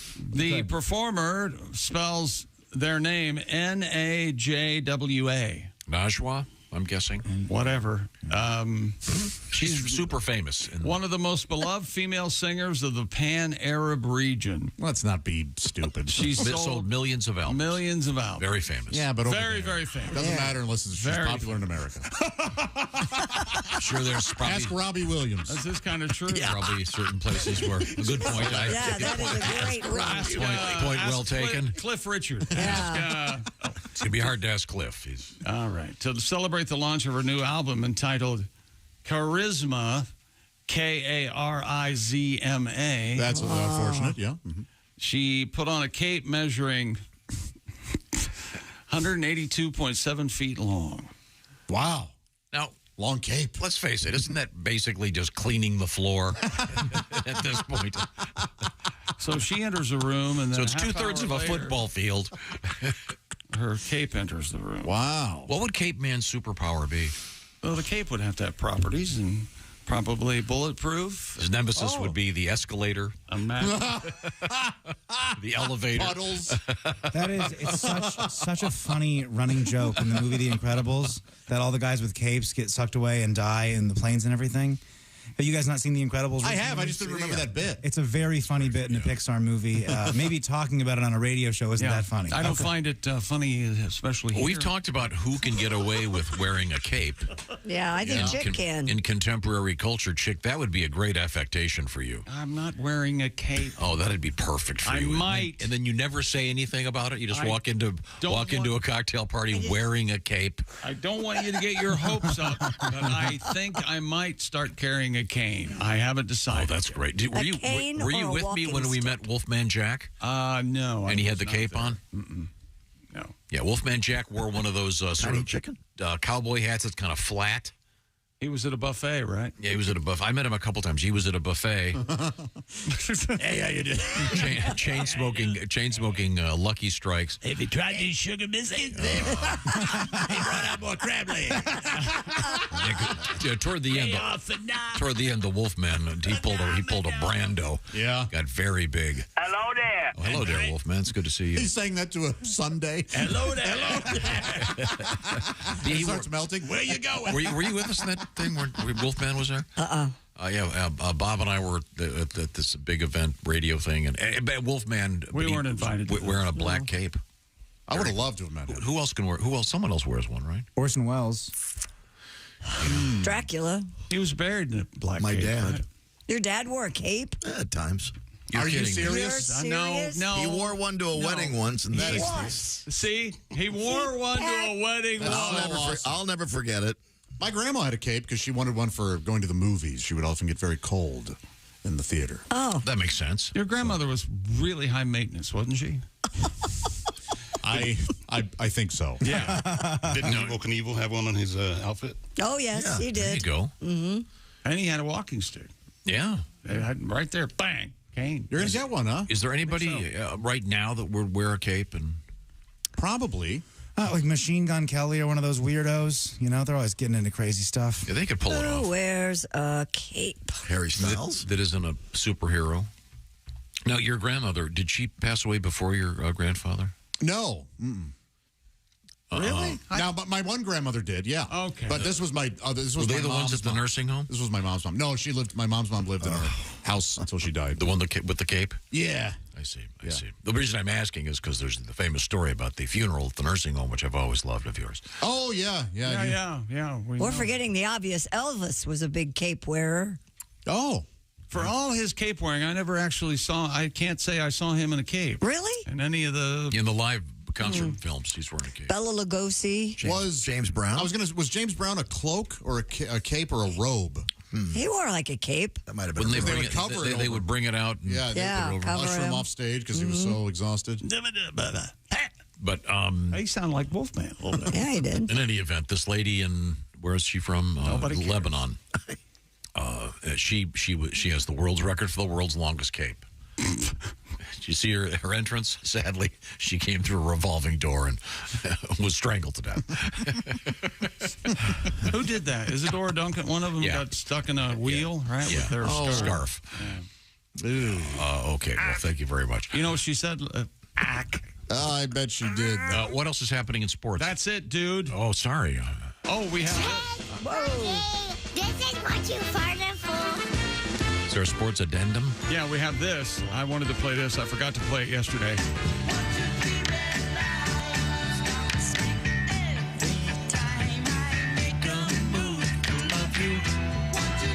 Oh, bad stereo. Is that is this the 1910 Fruit Gum Company or I think something? it is. Yeah, I remember that being a lot better. Me too. That's because you were probably 10 years old. Sounds a little tinny. Maybe. Yeah. My palate wasn't refined. Thank you very much. We have Christy Lee at the Bob and Tom News Desk. What's going on over there, Christy? A researcher believes he has figured out, we're going to get to this story, so Tom will stop talking about it, how to make a so-called freeze ray.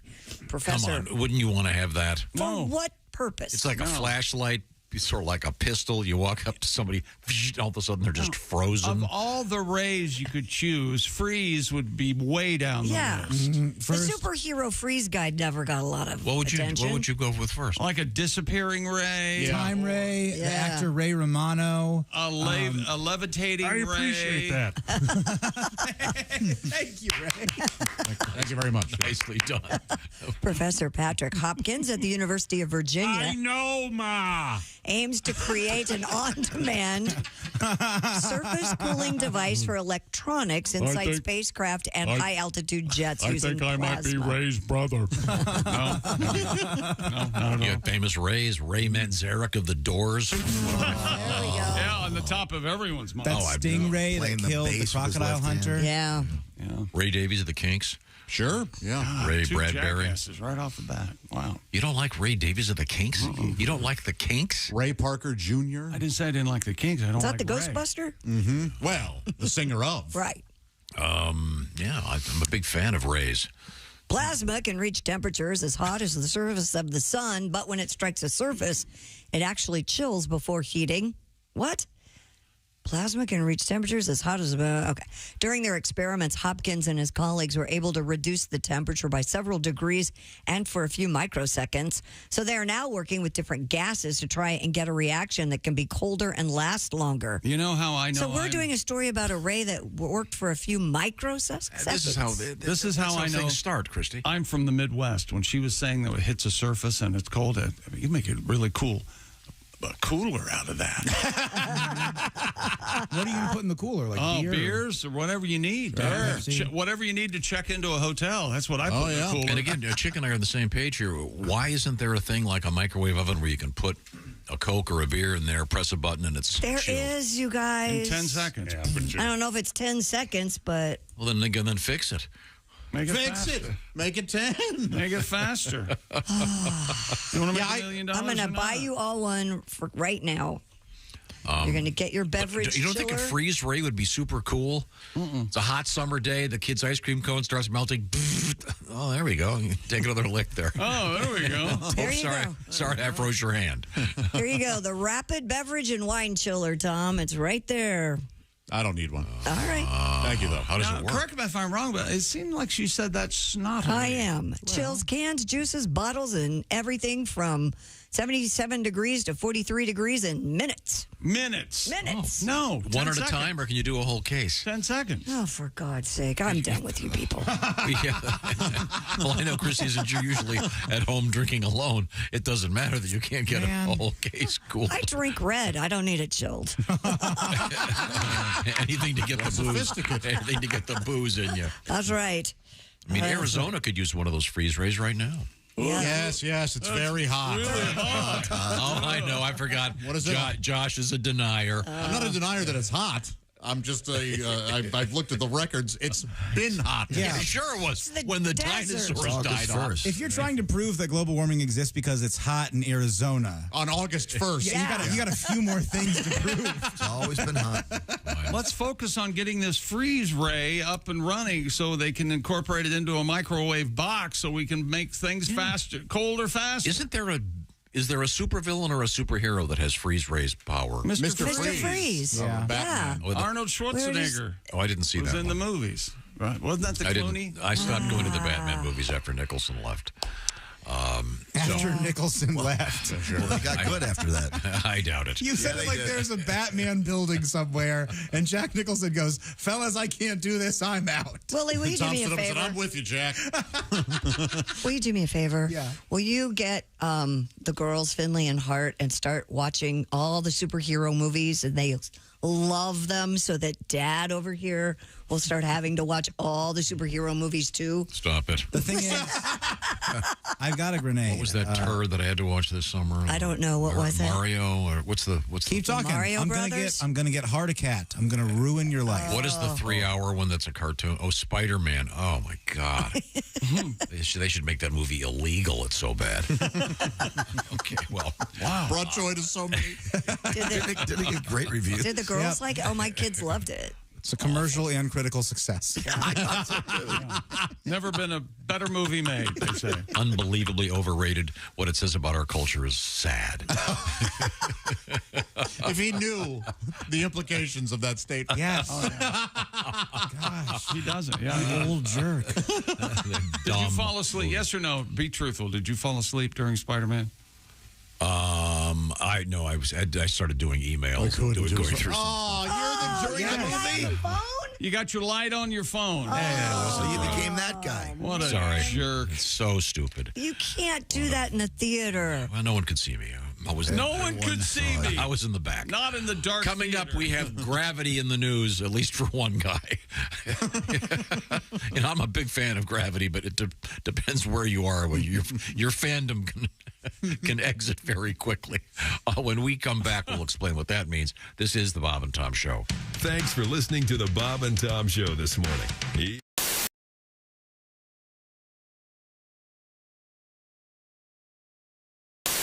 Hey, you dog owners, listen up. This is something for your big sweetie. Chew Works. Has your dog ever scarfed down one of those chew sticks without really chewing? Chew Works has a hold to chew, which will prevent choking and GI blockage. When dogs can't properly hold the chew stick between their paws anymore, they tend to just swallow it. Available in 3 sizes, mini, junior, and large. Extra large coming soon. Their whole purpose is to provide a safer and healthier way for your dogs to chew. Chewworks.com. Oh, how I do get sentimental about me carefree days as a lad. We never had toys that were store-bought. We would improvise with things that we had. We made forts out of cardboard boxes. Yardsticks were swords or were spears. But of all these things, none gave the hours of fun like me mother's gigantic brassiere. Oh, me mother's gigantic brassiere. It was of the finest label, canvas, lace, and stainless cable. Me mother's gigantic brassiere. Yeah! Oh, I leapt from the roof of the garage, though I was but 6 or 7 years. Oh, I would have broke me back, but I clung fast to the straps of me mother's gigantic brassiere. Oh, me mother's gigantic brassiere. Wingnuts, cleats, and spoiler, brass grommets, and cup holder on me mother's gigantic brassiere. We tied the bra between 2 trees. The neighbor boys, they did declare. We ended the attack with 6 pumpkins and 2 cats flung from me mother's gigantic brassiere. Oh, me mother's me mother's gigantic brassiere. Delicate flower appliques, 8-track tape and safety chains on me mother's gigantic brassiere. One time we used it to slow down our dragster or parasail behind our boat. Then there was the time it was used to airlift an injured skier off a treacherous mountain slope. But most I think of my father's pride when wash day it was done, as he hoisted it up the telephone pole to billow in the sun. Oh, me mothers, oh, me mothers, me mother's gigantic brassiere. With an awning and screen door, could sleep 2 family of 4. It's me mother's gigantic brassiere. Oh, me mothers, oh, me mothers, me mother's gigantic brassiere. Reinforced hydraulic winch, reflective tape, and 3-point hitch on me mother's gigantic brassiere.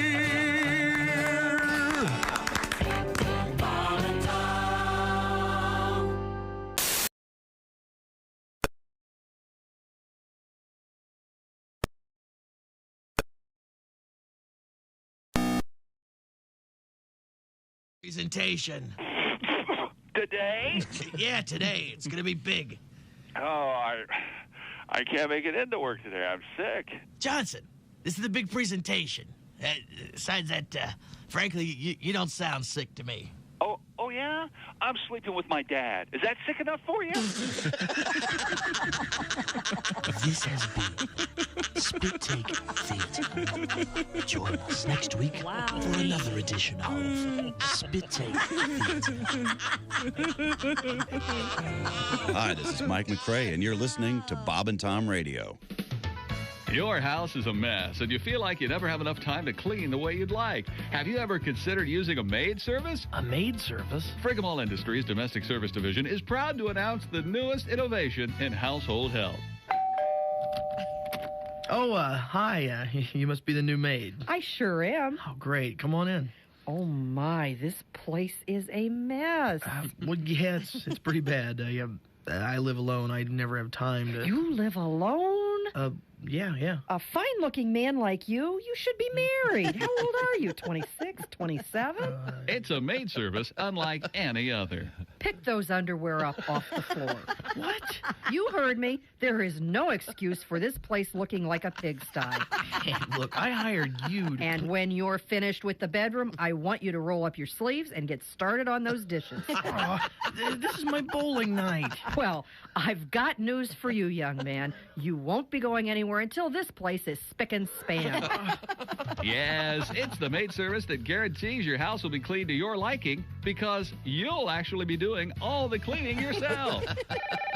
I'll get it. Hey, wait, that's my phone. Hello? No, I'm sorry. He's too busy cleaning to come to the phone right now. What the hell are you doing answering my phone? That's it. You're grounded. Grounded? Jeez, she sounds just like my mom. Exactly. That's why we call our new maid service the Just Like Your Mom maid service. Just like your mom maids know what's best for you. The sooner you learn that, the better off you'll be. Look, lady, I'm paying you $250 a week, and all you're doing is nagging me until I clean up my apartment? Well, if you do what you're supposed to do around here, I wouldn't have to nag you. Call Just Like Your Mom maids and see what a steadying influence and a firm hand can do for your housekeeping skills. And be sure to ask about our other services, including Just Like Your Dad Lawn Care Service and our very popular Just Like Your Mother-in-Law travel trip planners. Now turn left right there at that pretty yellow house on the corner. Then right up there at that vacant lot with the lilac bushes. Now slow down. For heaven's sakes, you're going to get a speeding ticket. Just Like Your Mom maids. Call us today while you still have your phone privileges. Good morning, sunshine. Bob and Tom Radio. Welcome back to the Bob and Tom Show. A lot of hostility today. Shut up. Christy Lee at the news desk. There's Pat Godwin in the performance room. Shut up. There's Willie Griswold. And a shout out to you, my friend. You can say hi. Hey, buddy.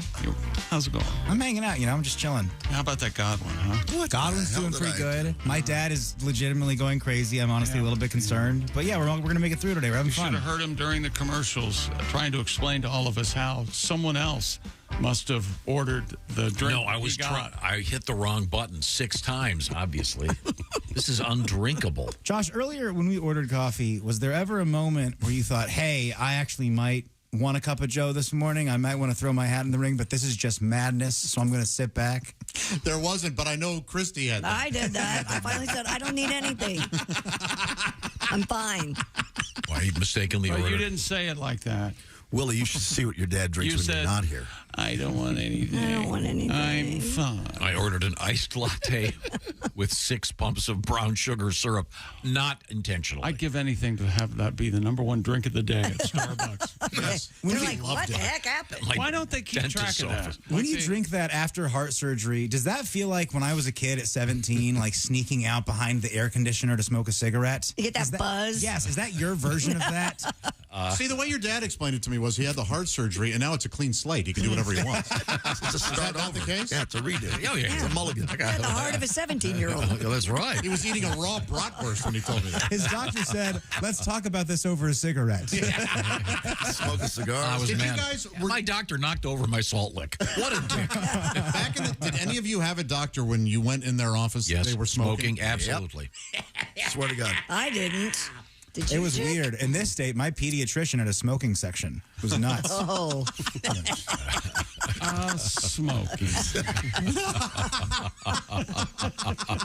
It's a little bit of fun. It's an honest single. Did anybody else go to their pediatrician until they were like 18? I Yes. did. Really? Yeah. Yes, that was embarrassing. Dr. Brownlee. Yeah. That explains a lot. That explains a lot. Well, you treated like a child till you're 18. I had 2 doctors my whole life. Consequently, you act like a child now. Same thing. I see you're getting older. I'm not a child. You know something? I have a really Hang on good a joke second. we're not going to do. I had about 7, and I went, well, I had under 18. it's not often I censor myself. Time to go. Under 18. Time to go to the news desk with Chris. This is the worst coffee I've ever had in my life. I'm gonna have to do a road You trip. have to shut up. You know, I could make you a cup of coffee. There's in the like other 20 room. brands of coffee in there. I know. Two we machines. have 2 machines. You We don't can do it. understand. Coffee is out there, not in here. Fine.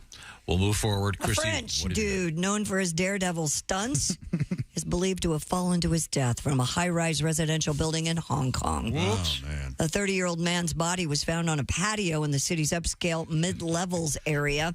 do? Hey, you want to go out and have the patio and have a drink? Oh, look, there's a there's a flat French guy out there. Local media reported the man was daredevil Remy Lucidi, Yes, I who have heard used the name Remy Enigma on social media. Wow. The South China Morning Post cited an unnamed source saying he was last seen alive by a maid knocking. No, a maid saw him knocking on a penthouse window on the 68th floor of a residential tower, trying to get back in. Yes, but he fell. Excusez-moi. Are you the guy from DoorDash? Last time I didn't get both my orders of fries. Can you imagine you're in some high Penthouse? rise and there's a guy beating on your window? Wouldn't you help him before help could arrive? He How do fell. you help him? I did not order 6 pumps of brown sugar. Exactly. You don't think those windows open? Probably not. That's the genius of contemporary architecture. Genius? I'm kidding. Lock people in a big glass box and no call it art. Well, it's because of jumpers. There's a reason that hotels Yeah, don't but what let you about a open fire? the Or what if you need air to get in your house? fresh Sometimes air- you just want fresh air. Fresh air is illegal. It's like breastfeeding. Josh. Jumpers have ruined that for everyone. Yes. Do you know what they call it when you jump out of a window? What? Defenestration. They do? Seriously. Seriously? Yeah, right, Josh? That's right. Yeah, you can defenestrate yourself. You can I also thought it was defenestrate a thing. If you throw it, Fenestrate is adding a window or taking a defenestration window is the away? window. Yeah, the Well, this guy fell 720 feet, apparently. Oh, that'll do it. Here's the best line of the story. Socle splat. A best line of the story. Cause of death have to be verified by an autopsy. I can tell you. The ground. So what do you think killed her, Doc? Who killed him, Doc? Gravity. Not the fall, but the ground. Lucidi often posts to Instagram as he climbed and took selfies atop various tall structures around the world. So, as they always say in these instances, he died doing what he loved. Screaming at the top of the floor. Screaming and defecating. I should have started a cooking channel.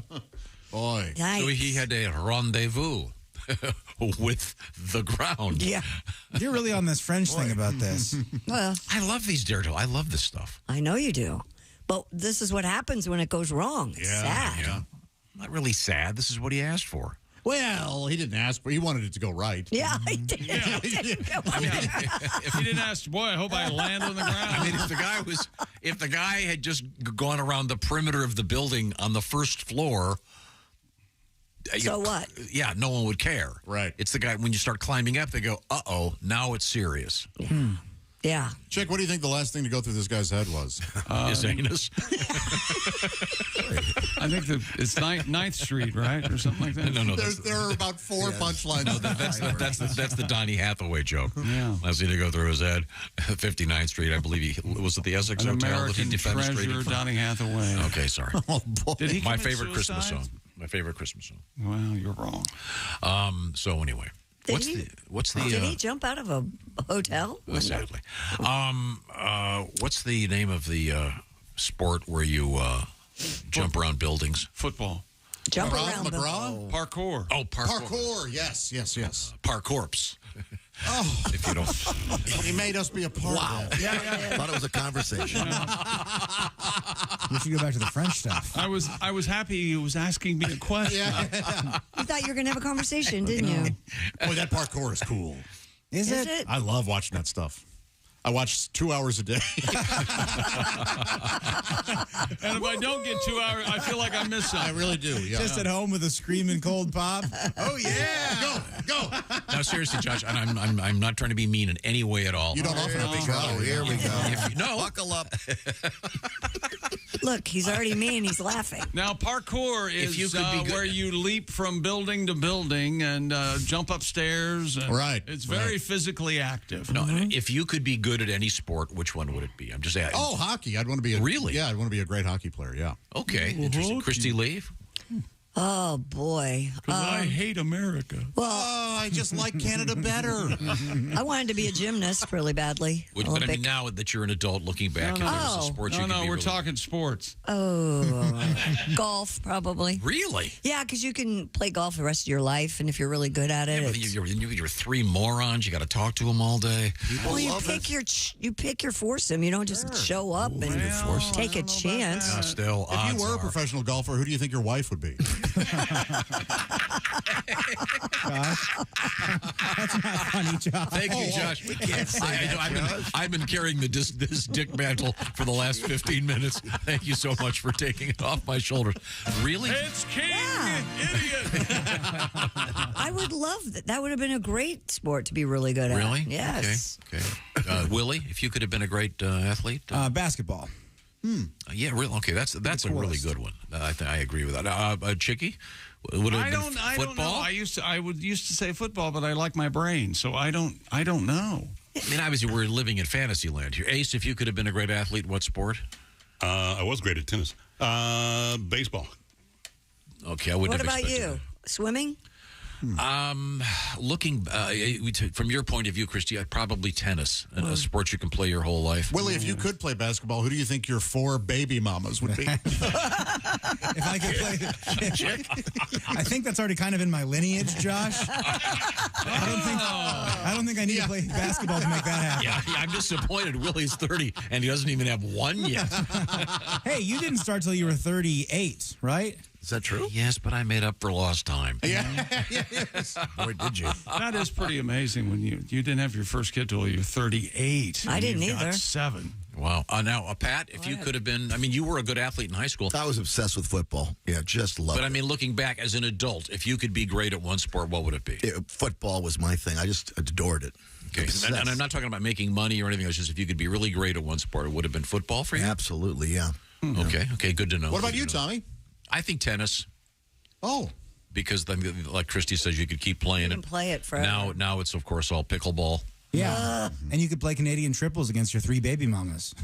Canadian triples. You are doubling down on that. Nobody else has gone out there with you. This is between you and him. That's right. Really, you're making us all very nervous. Did you have a therapy session this week? Ace, did you ask Ace the question? Yeah, Ace said baseball, which surprises me. That's awesome. You can play into your 40s and still make millions of dollars. No, it's not about the money, though. No, when we come back, we'll try to fix this conversation. It's always about the money. Fix with it. Ace. Yeah, he didn't like some answers. Like our answer. Well, He didn't get to fix what? He also barely answered. I have often been told I keep asking the question, I get the answer I want, or we stop. This is the Bob and Tom Show. Become a Bob and Tom VIP and get your Bob and Tom fix 24/7. Get all the info in the VIP area at bobandtom.com. This is the Bob and Tom Show.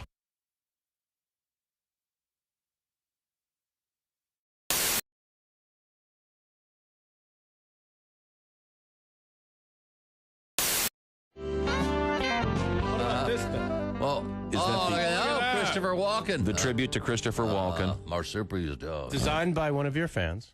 Indeed, beautiful. Christopher Walken, one of your main men. Oh, yes, please. Every morning is good. When you're him. Celebrated a birthday this past week. Feel younger. Not sure how. Must be booze. Could be. Because it ain't the vegetables. I can tell you that. And you met Christopher Walken long after you developed the impression, Didn't you do the right? whole star ceremony with him on Hollywood Boulevard? Bigger. He had his hands and feet and signature in the imprint of cement in front of the Chinese theater there. Oh, that is big. Yeah, and they asked me to be one of the 2 speakers at this thing, and I'd never met him. And I was honored, and yet I couldn't help think, how far down the list did they have to go? Before you pick the guy Down to the P's. who impersonates you, right? In fact, deep into the P's. That's way over half the alphabet, I think. Isn't it? Yeah, I believe it is. We got to D. De Niro. Can't make it. So I show up to that thing, and they take me inside the theater where they had him before the ceremony out front. And I see him in the flesh for the first time, and he looks over and sees me, and he goes, "Hi! They told me you were coming. Thanks." And I'm thinking, he's doing the voice. That's the best I've ever heard. It's way better than mine. He's nailing it. Yeah. But I did see him coming out of a party not too long ago in Los Angeles. I don't know if I told you guys this. When I was walking out of this house, they're standing at the end of the driveway alone. Was Christopher Walken. I hadn't seen him inside the party, but here he is, looking completely lost. I'm not sure why I was surprised at that. But so I told him to say, "Hey, Chris, everything right?" Stranded. Stranded. I've been searching for over an hour for the bastards who brought me. It's clear to me now. They're gone. Oh, my God. And my first thought is, who would ditch Christopher Walken? Yeah, no kidding. Who brings him to a party and says, he's at the bar, let's go? They ditched him. Yeah. Wow.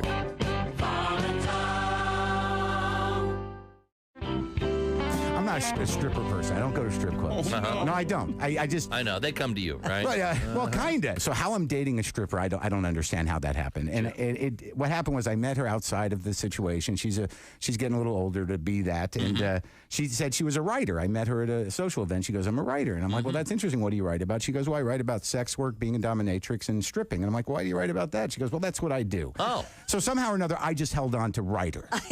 And fascinating writer. Yeah, fascinating writer. In case your mother's still alive and you have to tell her. See, yeah, right. Yeah. So now I'm dating a woman who who does dominatrix work. She spanks men and says that whole thing. And I'm not into that. That's not my bag. Right. I just like It's not my scene, baby. It's not my scene. No. But I know that if I'm dating her, how am I not going to end up tied to a bed eventually? How am I don't gonna, know that. Right, because I'm like, well, this is what you do. Let's get it. I picture you tied to a ceiling fan and her saying goodbye. Well, hold on, I'm writing that down. No, but here's what I could see. I go,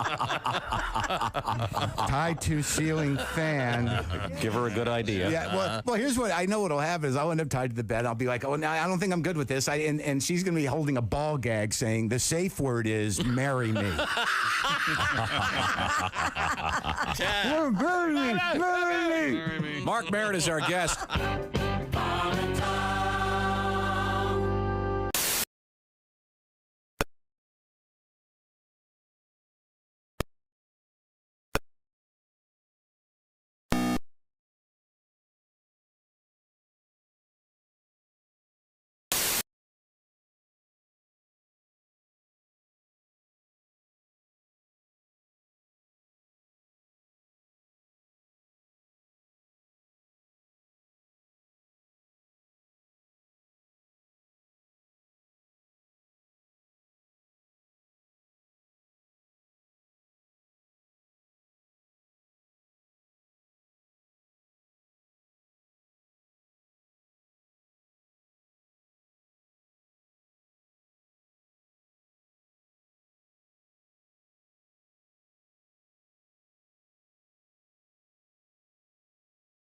Died alive.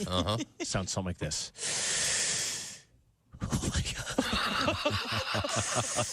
I'm so scared. I can do this. Oh, thank God that's over with. Oh my God. I have to lay down. That's hot. Yeah, that's hot. Are the stars out tonight? I don't care if it's cloudy or bright. Because I'm blind. Jeez.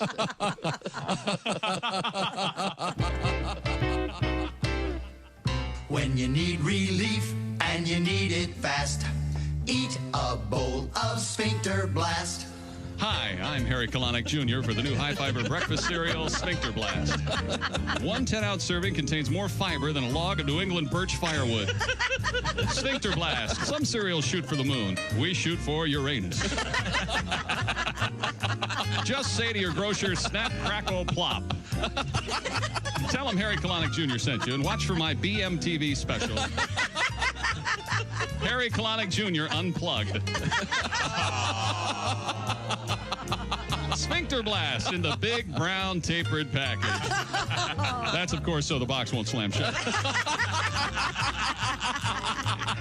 It may sound corny, but Sphincter Blast is hip, cool, and it's solid. When you need relief and you need it fast, eat a bowl of Sphincter Blast.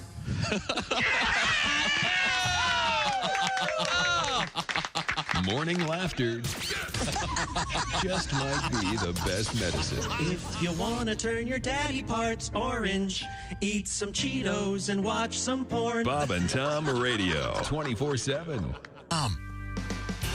Welcome back to the Bob and Tom Show. At the news desk, it's Christy Lee. Hi. There's Pat Godwin. Hello.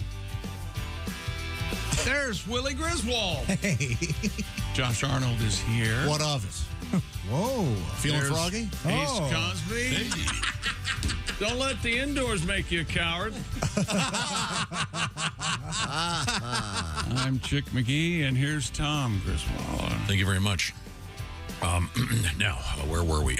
We were talking about the French guy that was doing a stunt, apparently climbing a building, and he fell. Apparently slipped. So, once again, gravity won, Frenchman nothing. I guess this guy would take pictures. Yep.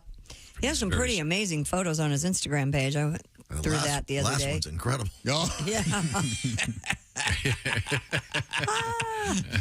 Is there a place on the internet where you can get those? Yep.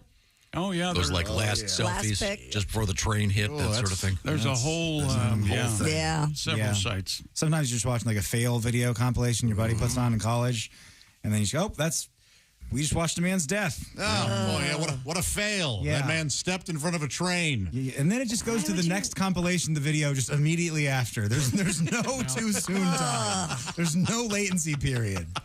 Now, we have Christy Lee at the Bob and Tom News Desk. Have we missed anything? A man needed to be rescued after getting a light bulb stuck in his butt? In his mouth, Josh. While performing an online challenge, the man identified. I think you were right the first time. The man identified as Uncle Fester. Yeah, he's identified by his surname Chen. Burst into the Yuyao City Fire and Rescue Brigade with the LED light bulb sticking out of his mouth. Chinese Fire Brigade. They were just constantly switching seats. Have you seen this? No, I mean, it's They stop at every light. Those are brave. it's the men. part. It's the part that you screw in that's coming out. Yeah, So he's got but the bulbous part of the bulb, if you will, is in his throat. Unable to extract the bulb, firefighters took Chen to a nearby hospital where doctors realized the man could not open his mouth wide enough to safely remove the light bulb. What was he thinking? They used his... Oh, wait a minute. Do that one again, please. You're going to, like a good idea? That's what, the light bulb? No. What was he thinking? Even worse than I thought. Yeah, sorry. What's the deal with people eating light bulbs? How do they do that? Is that I don't trick? know. That's really something, I've seen it. There was a guy in the NFL, Tim Rasovich, would eat glass. That's Something terrible. like that. How did not cut himself? Doctors used a special device to dislocate the jaw on one side and remove the glass bulb. That hurt. Did you know a girl like that? Oh, you mean Anaconda? Yeah. She's doing well. Anaconda, yeah. Afterwards, Chen told doctors he watched a video of someone putting a light bulb in their mouth and he just wanted to see if he could do it too. Well, I mean, technically, it's not the worst place you could get a light bulb stuck in your body. yeah. Yes, we've seen the x-ray. Probably number 3, I'm guessing. The old anus. Right? Well, number one would be... The anus. Yeah. You got to really cram it in there. Get Christmas Like a lights. Christmas light. Like a pen light. And then your booty hole. His family has to be glad that it wasn't the other hole. Yes, less embarrassing. Hey, Drew, what happened to Uncle Chen? Yeah, he got a light bulb stuck in his mouth. Yeah, wow, you're lucky. Yeah, my Uncle Chuck got one of the old keister. I had a friend who was a ER doc. And he was. You've seen the X-ray we have in the men's room over here. It is of a light bulb. A light bulb in there. Yeah, that's legit. That was pre-Photoshop. That's a classic. But apparently, in one case, because you can't have the bulb break. No, that'd be bad. Because then this guy would have had glass going down his throat. Yeah, sure. So they somehow drilled it and they filled it with some kind of plaster-like substance. Oh, this was the one in the old keister. Sure. Before they. And then they squeezed it out. They didn't just go in there and get it.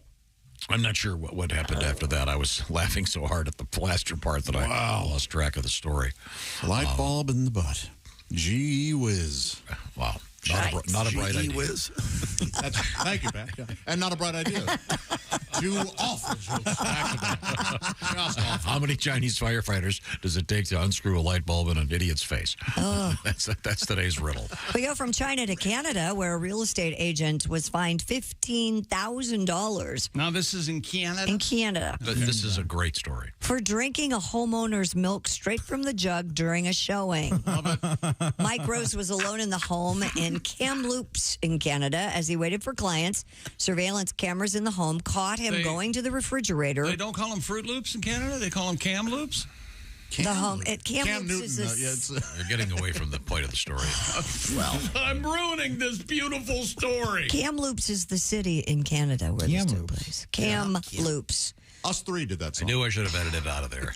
Surveillance cameras in the home caught him going to the refrigerator, drinking some milk straight from the container, which he then puts back in. Rose, who apologized for his actions, said his behavior was out of character and he was unusually dehydrated at the time because of this is always the excuse, new medication, as well as being under considerable stress. Whenever I'm dehydrated, I grab a cold glass of milk. From somebody and then put it back in. Yeah. By the way, if it were me, I'd say, by the way, since you were drinking my milk, I'd like to reduce your commission to 2%. How funny. 7% joke. Come on, everybody. Why do they have a camera on their refrigerator?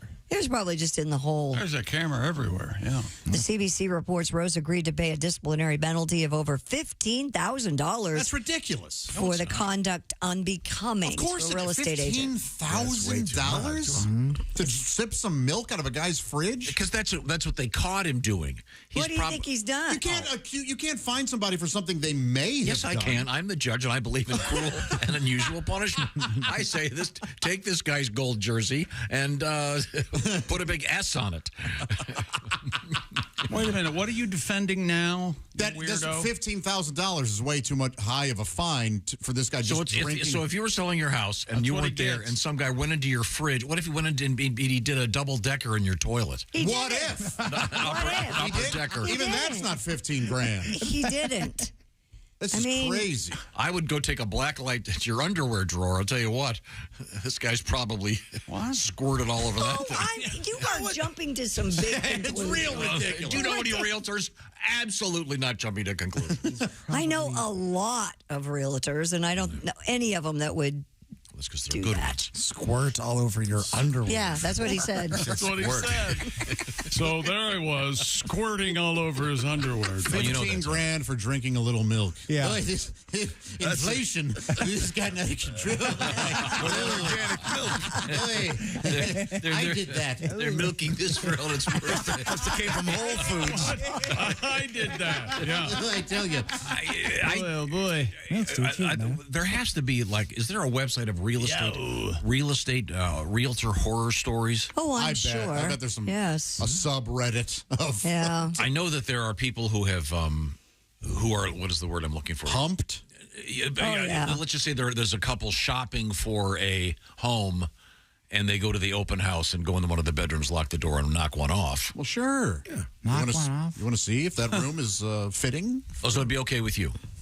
Two strangers. If they bought the house. I insist on it. They do whatever they want.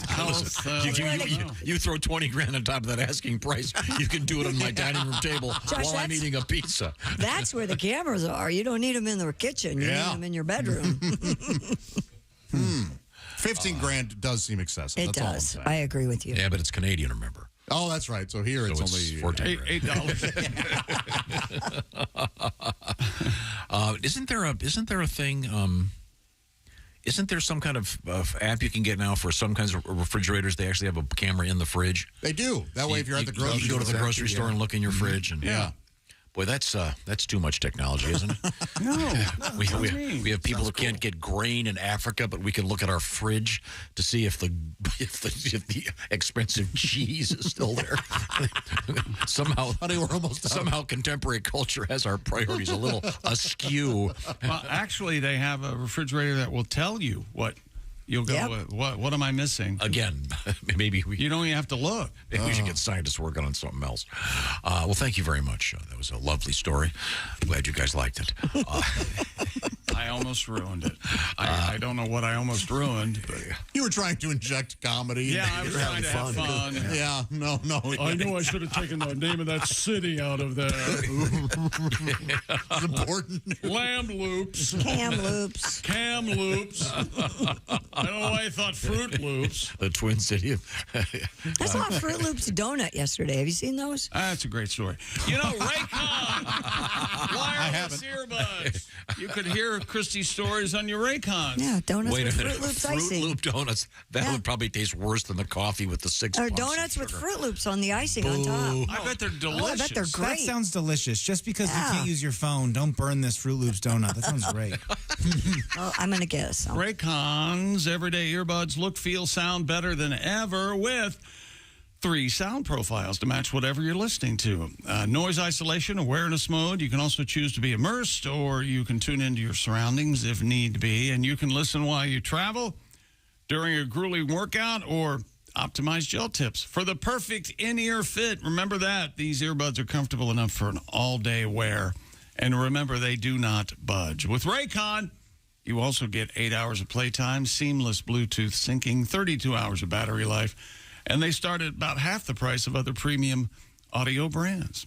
And no wonder Raycon's everyday earbuds have over 56,000 5-star reviews. And right now, go to buyraycon.com/Tom and get 15% off your Raycon order. That's buyraycon.com/Tom. 15% off your Raycon order. That's buyraycon.com/Tom. I love my Raycon earbuds. Thank you very much. Coming up, comedian Reno Collier is next. Also, comedian Mark Normand will be joining us this morning. Two great comics. This is the Bob and Tom Show. Hi, this is Mike Birbiglia, and you're listening.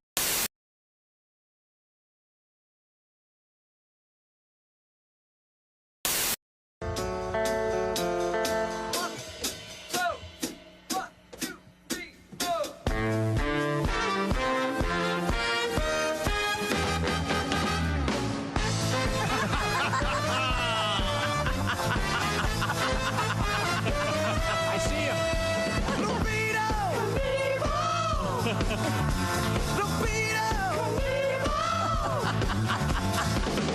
With a hungry look in his eye, rice his rice hopper off into the sky. Bones across gaping holes, there devil dogs and yodels on the canyon floor. Making way, atomic wedge speedo. He ain't afraid to say he's bringing Harry back. Heart attack, libido. I said libido. La la la la la la la libido. Rev up your RPM. Along the way, he's making new friends. Adrenaline running high. I got a rocket strapped to my side. Don't back away. Never play it safe. No, no, no. He ain't afraid to say he's bringing Harry back. Heart attack. Libido. I said libido.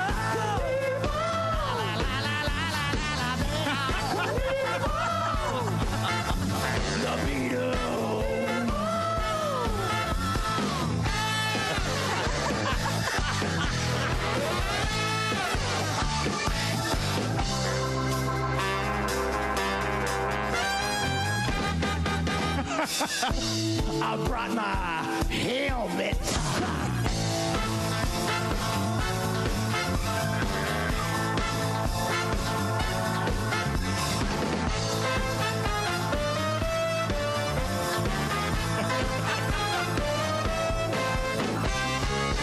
Don't back away.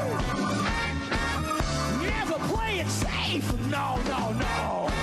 He ain't afraid to say he's bringing Harry back. Heart attack. Libido. Libido. Hey, hey, hey, libido.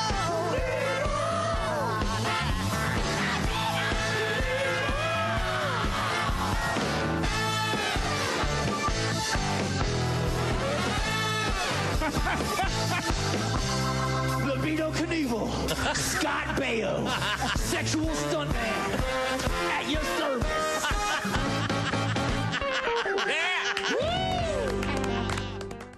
Hey, you dog owners, listen up. This is something for your big sweetie. Chew Works. Has your dog ever scarfed down one of those chew sticks without really chewing? ChewWorks has a hold a chew, which will prevent choking and GI blockage. When dogs can't properly hold the chew stick between their paws anymore, they tend to just swallow it. Available in 3 sizes, mini, junior, and large. Extra large coming soon. Their whole purpose is to provide a safer and healthier way for your dogs to chew. Chewworks.com.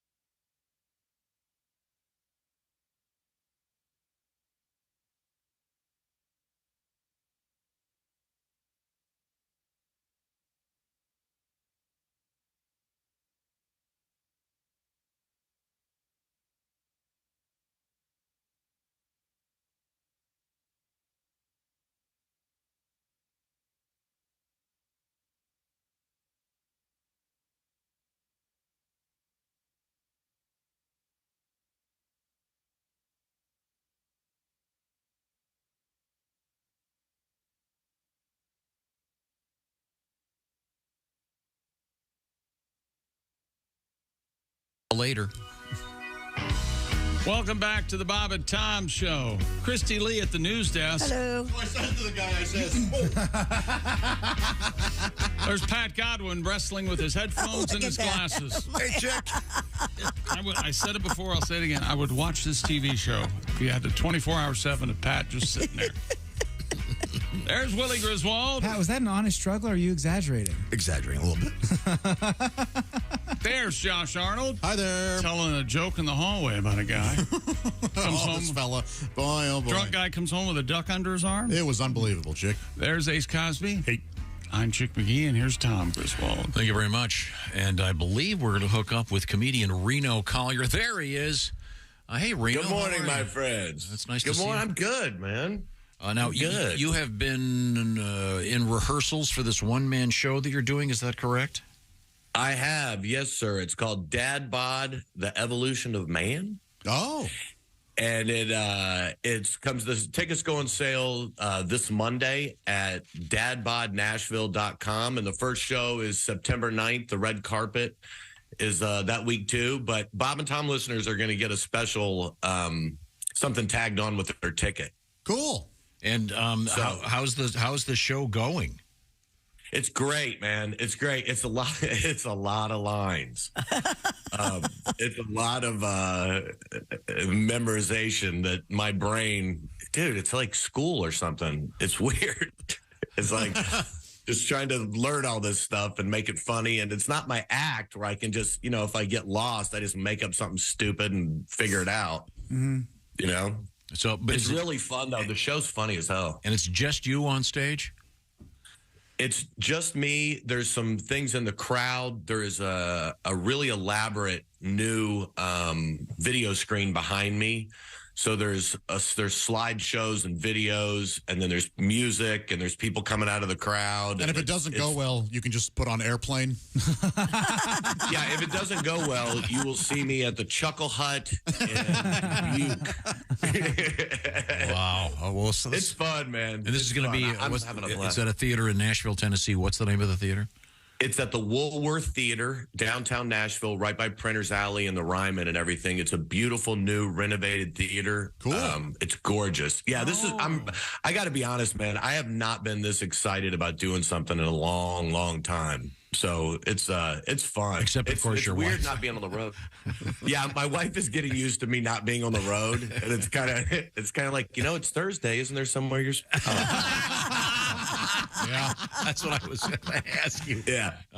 You get to be home. Oh, boy, Reno. Yeah. That's a big great. Yeah. Where is it, Reno? It was like this, honey, I can't wait for you to be home all the time. And now it's like, you don't have anything? You said it was at the You're going to be here every night, are you? Woolworths is a department store, right? Sometimes they take Broadway shows on the road. Yeah. That could happen with you, maybe, right? That could happen. And yeah, check the Woolworth. It's a historic deal here in Nashville because there was a sit-in there during the civil rights time in our history. So it's honored all through the theater. It was downtown Nashville.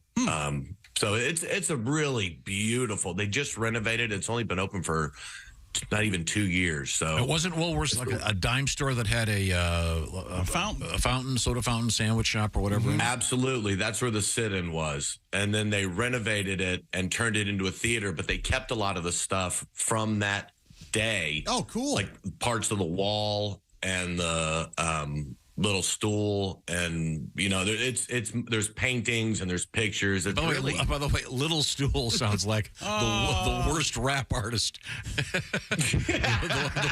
the worst hip hop guy. Right. I mean, in the world of hip hop, how many guys start with Lil? Let's maybe keep it respectful. Okay, talking sorry. about a historic civil rights landmark. I thought we were going to be in trouble. That was pretty good. Lil Stool. Lil Stool. Here's Lil Stool. Yeah. And Ludacris. Dude, I love how much you love Ludacrap. It's fun, though, man. I'm really excited. Well, good. Good. Yeah, Reno Collier is our guest. Reno is a distinguished stand-up comedian and apparently about to become an actor. You've been in a couple movies, right? Well, yeah, Larry put him in a couple movies. Okay, come on. I have to be honest. Chick is correct. My audition was hey, man, you want to do this? So, yeah, I don't know how the Academy missed me on Jingle All the Way, too. I really thought that performance was going to put me over the top, but... Okay, well, not so much. You've been writing on the side, I understand, a little bit of your special feature that you perform on this show. We haven't seen you for a few weeks. You do a little something special. And, yes, sir. It's called the Country Fried Take. You got one for us? I do, yes, sir. So, excuse me. Last week, I couldn't do my Country Fried Take. I was just an absolute wreck. My brain and heart were spinning out, and I couldn't put any thoughts together. As you all know, we lost someone very special. You knew who it was the minute you heard the voice on the radio. Boundaries were pushed. Some were offended. And, of course, I'm talking about Sinead O'Connor. Reno, you. Now, listen. Some people might find that irreverent. You know who wouldn't? Ron Sexton. I look at it like this. When someone dies, you have the initial shock. Then I had a mix of anger and then sadness, then disbelief and more sadness. My emotions are based on me and the loss that happened in my life. But at some point, I believe we need to honor the spirit of our friend. And the spirit of Ron was laughter and a whole lot of irreverence. Whether we like it or not, there are two things that are definite. Death and the Titans not winning the Super Bowl. But is death definite? I don't think so. I personally believe in God, and I believe Ron is at peace. I also like thinking about God going, Ron, let's talk about Angel Skinner. Now, who told you that's what an angel does? You know? So in that case, I believe I'm going to try to stop thinking about how sad I am and celebrate and be thankful I got time with them on this earth. I've heard it said that the birth date and the date of death on a tombstone mean nothing. It's the dash in between them. What's important is what they did in between. Well, Ron made millions of people laugh. He shared his gift of voices, joke writing, and showing appreciation to the people that spent their hard-earned money to come see him. He wanted desperately to make other people happy, and I think he did. Unfortunately, when people die, all we have left are memories. So as long as we hold on to them, they're still with us. The last time I saw Ron in person was a few months ago at one of my shows down in Florida. He gave me a huge hug when I got off stage. He stood with me while I sold my T-shirts. He went on and on about how hard he laughed. Then we sat down for a few hours doing Tim Wilson impressions and talking about when we met when he was just a young buck doing sports radio. We laughed our asses off. When we were leaving, he said, hey, man, I've got something for you. And we walked over to his car in the parking lot, and I'm thinking, man, this is probably something to Tim's. Or he reached down in his trunk, and he handed me a Donnie Baker T-shirt and gave me some jacked up story about thread count or something and how he could get me a deal on him. I laughed my ass off all the way back to the hotel. The consummate comic. Now, when we lose someone, the first week for the family's chaos. After the people leave, the phone stops ringing and real life gets real. What I try to do is let some of the dust settle and then check in on my loved ones a couple weeks after, and then maybe again in a few months just to see how they're doing. We all need love and help when we lose someone, and we never know how their loved ones are handling it. Now, I never know what the right thing to say is after something like this, so here's what I know. Ron was a husband, father, friend, and hilarious, talented man. I love you, buddy. Your comedy will live on, and I'll see you on the other side. I'm Reno Collier, and that's my Country Fried Take. Thank you, Reno. Thanks, Reno. Is that the T-shirt you got on right there? Yeah, man, I got it on. Dude, we were in the parking lot. I mean, I'm selling my T-shirts, and he's standing there with me. We go out, and it was like the coolest conversation. He's like, yeah, man, we're going through. And it wasn't like he said, hey, come out here. He goes, hey, man, I've got something for you. And we go out and he hands me a t-shirt. I'm like, I can't say what I said to him. I'm like, are you out of your mind, dude? Like, I thought you had like a Tim Wilson guitar or a pick or something special. Nah, man, you got to see the thread count. Those things won't come apart. Those things you sell aren't worth a damn. I'm like, all right, buddy. Well, that t-shirt will last for a long time. You got the Donnie Baker t-shirt. Thank you very much, Reno. Hey, listen, one more time, the play is going to start when? Yeah, thanks, Tom. September 9th. You can get your tickets at NashvilleDadBod.com starting next Monday. It's called Dad Bod, The Evolution of Man. It's really fun, man. It's just about this guy's life that's close to mine. Just back and forth and getting in shape and getting fat and life happening to you and sadness and happiness and all that stuff. But it's it gonna really run, funny. How many performances per week? It's going to run guaranteed every Saturday through the first of the year. Cool. So starting in September, every Saturday at the Woolworth Theater, it'll be going. Great. And then they're going to add tickets based on whether or not I can sell it. We'll see how it goes, man. So potentially you could have 6 days off per week. Well, I like to think of it as 1 day of work per week. So either way, your wife's going to be out hustling those tickets. Yes, she'll probably be giving giveaways using my cell phone number. If you call this number. Yeah. All right, Reno, thank you very much. Reno Collier. Yeah, love you guys, man. Have a Bye, great week, Reno. everybody. Love you, buddy. See you. Yes, sir. Yes, sir. Now, I lost my place. Where were we, Christy Lee? We're Going back to Christy Lee. We can. Residents of an apartment building in East Hollywood are saying that they are being terrorized by a naked guy. They told KABC. We're first in the alphabet. There you go. That the man has been spotted walking around the complex in the nude, wielding a knife. Oh. Residents claim he has also tried to break into their apartment. I'll stick you. Video obtained by the station shows the man walking around the complex completely naked, and some images show him trying to gain access to an apartment through a window. Residents said management has changed the locks and code for the gate, but they worry it will not be enough to deter the man. Is this related to the strike? How so? Judging by this photograph, he's a member of SAG. Willie, you played a part in that. Oh, yes, you did. I kind of like it. I thought it was fun. He's a striking actor who can't afford pants. I would be furious. Yes. This is where you need a paintball gun. And I'd like to start manufacturing paintballs that are full of fecal material. I don't. If this guy's walking around naked, I think paintball gun versus knife. I'm going to go with knife. I feel like the more you shoot him, it'll just get more encouraged. He's not going to know. Ow! Now I'm really going to stab you. Exactly. Hey, I'm stabbing you even more. Get ready for a lot of stabbing. Okay, well, I don't know. Yeah, it's creepy. Maybe. Yes.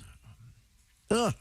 You know what? Isn't the knife thing a little redundant? You're already naked. You're already being a weirdo. You're already, yes, a little. No one's going to come near you. Yeah. You don't need the knife and your. I just want to make sure.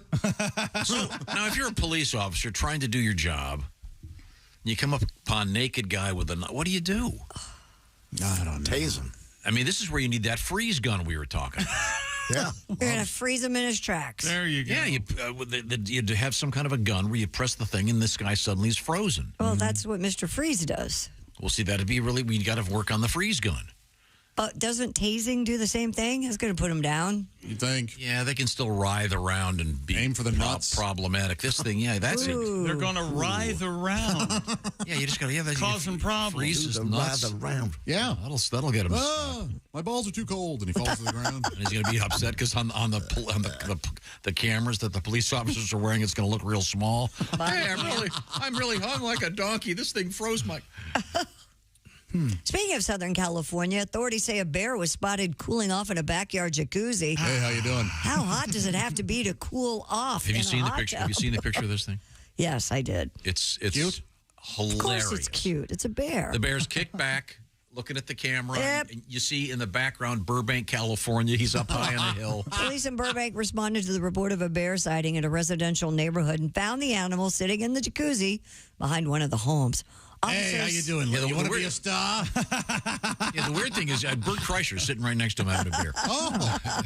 Officers said after a short dip, the bear climbed over a wall and headed to a tree behind the house. All I got to do is make a call, and you're in the movies. Yeah. Burbank, of course, about 10 miles north of Los Angeles, near the Verdugo Mountains.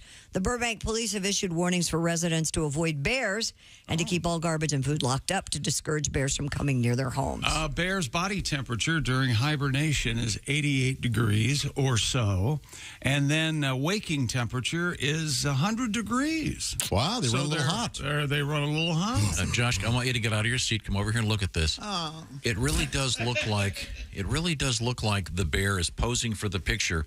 He's looking right at the camera. He's in the corner of the jacuzzi, sitting down. He's got his left arm is just on the side of the jacuzzi, going, "Hey, how's it going?" Are there bubbles going on in the jacuzzi? It doesn't appear that the jacuzzi is on. No, it doesn't. But it looks relaxing. He looks super chill. And again, he's on this balcony. You can see Burbank below. Yeah. Hilarious. Now, does a bear poop in the... They get the jacuzzi and let one go? Wherever they want. This looks like it's his Tinder profile. Yeah. He's trying to pick up cocaine bears. Would it be okay to use this as a Tinder profile? Could somebody do that? Yeah, probably. That's hysterical. Hey, baby, come over. Now, I once told Emma Stone, Emma, don't lose the red hair thing. And she listened, and look at her now. Yeah, that's right. Hey, where's my gold chain? I get a lot of these videos on my Instagram, and did you see the one where these people are driving down the road, and this bear just sits up, standing on the side of the road, he sips up, waves. Waves! It's the funniest thing I have ever seen. He literally waves. Guys. And you don't believe in God? You watched that once and go, okay, that's a sign. Yeah. Yeah, he does. He goes, it's just so funny. I'll pull that up for you. I know I can find it. Okay. Could have been a lot worse. Yeah. Think what the bear could have done. This is Think of the signals he could have given you. This bear in the jacuzzi does everything but wave. Yeah, I know. Yeah. Right now, I'm going to wave at Christy because I've got a question for you. What is it? What is your sleep number setting? 45. That means on your sleep number bed, you press the button, get it to 45, and that presents you with what kind of a feel on your mattress? Oh, nice soft feel. Now, conversely, Mr. McGee, your sleep number bed setting is what? 100. I like a firm mattress, Tom, and the sleep number bed stays firm. It doesn't sag. But if you wanted it to be a little more saggy, if you will, you just press that button. You can adjust it. It's adjustable firmness. That's one of the key parts of the Sleep Number system. There's a whole bunch of different Sleep Number beds that do a whole bunch of different things, but the fundamental principle of the Sleep Number bed is having adjustable firmness on either side of the bed. Plus, Sleep Number beds last longer, and right now, Sleep Number has one of their biggest sales of the year going on. You can save $500 on the next generation Sleep Number smart bed. And this is the very important part. Special financing is available for a limited time. So on these hot days, maybe it's time to get that new bed. And by the way, they have Sleep Number beds that also have a bunch of temperature stuff and instructions on how to sleep comfortably at a nice, cool bed. Details, sleepnumber.com/BT show. That's sleepnumber.com/BT show. Coming up, are you dealing with ED? Erectile dysfunction, or a hostile neighbor named Ed? AI and ED are merging. We're going to find out what that means. This is the Bob and Tom Show. This is the Bob and Tom Show. Text us at 8.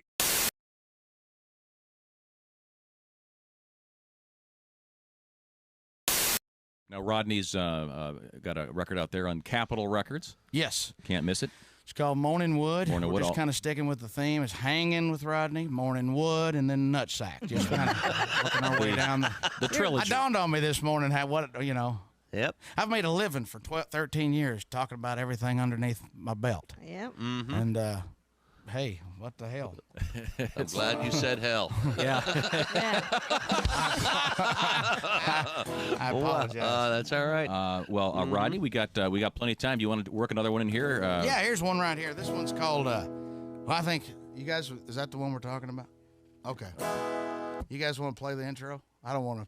They get a little irritated when I don't let them play the intro. They don't really like the way I do it. Let's just go right to the words. Go ahead.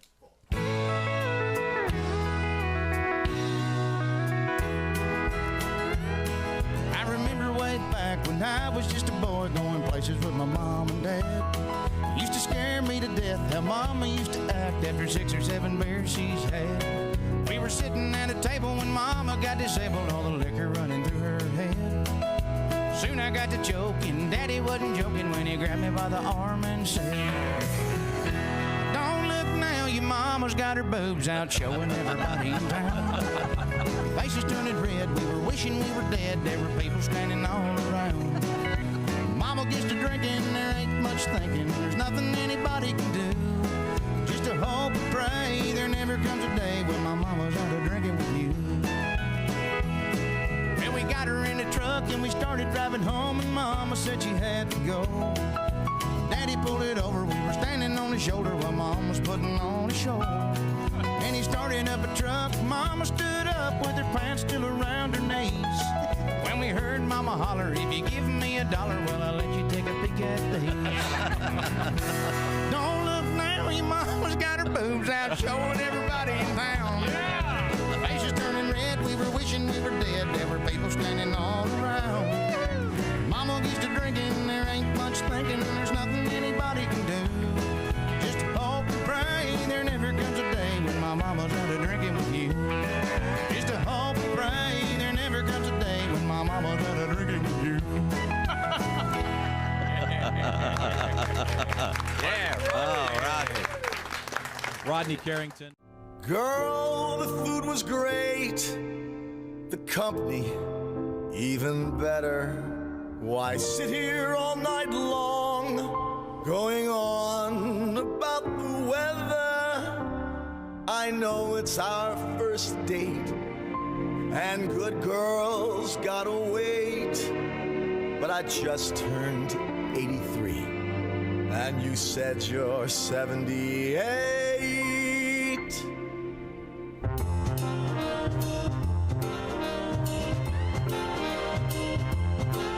The moon is full, you know what I'm thinking.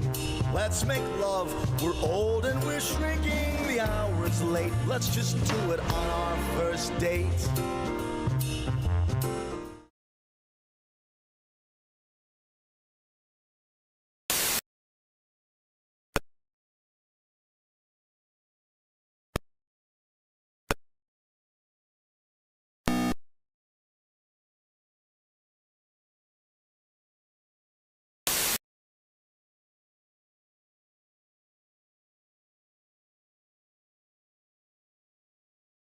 Atta-Girl knee pads fit right in your purse so you can take them anywhere. Perfect for a Friday night date or that important job interview.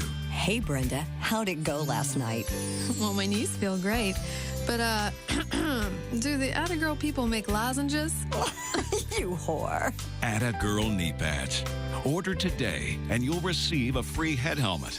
You'll love wearing this stylish tabletop helmet with its flat, level surface, big enough to hold his beer, remote control, and a magazine. Atta-Girl knee pads. Protective goggles sold separately.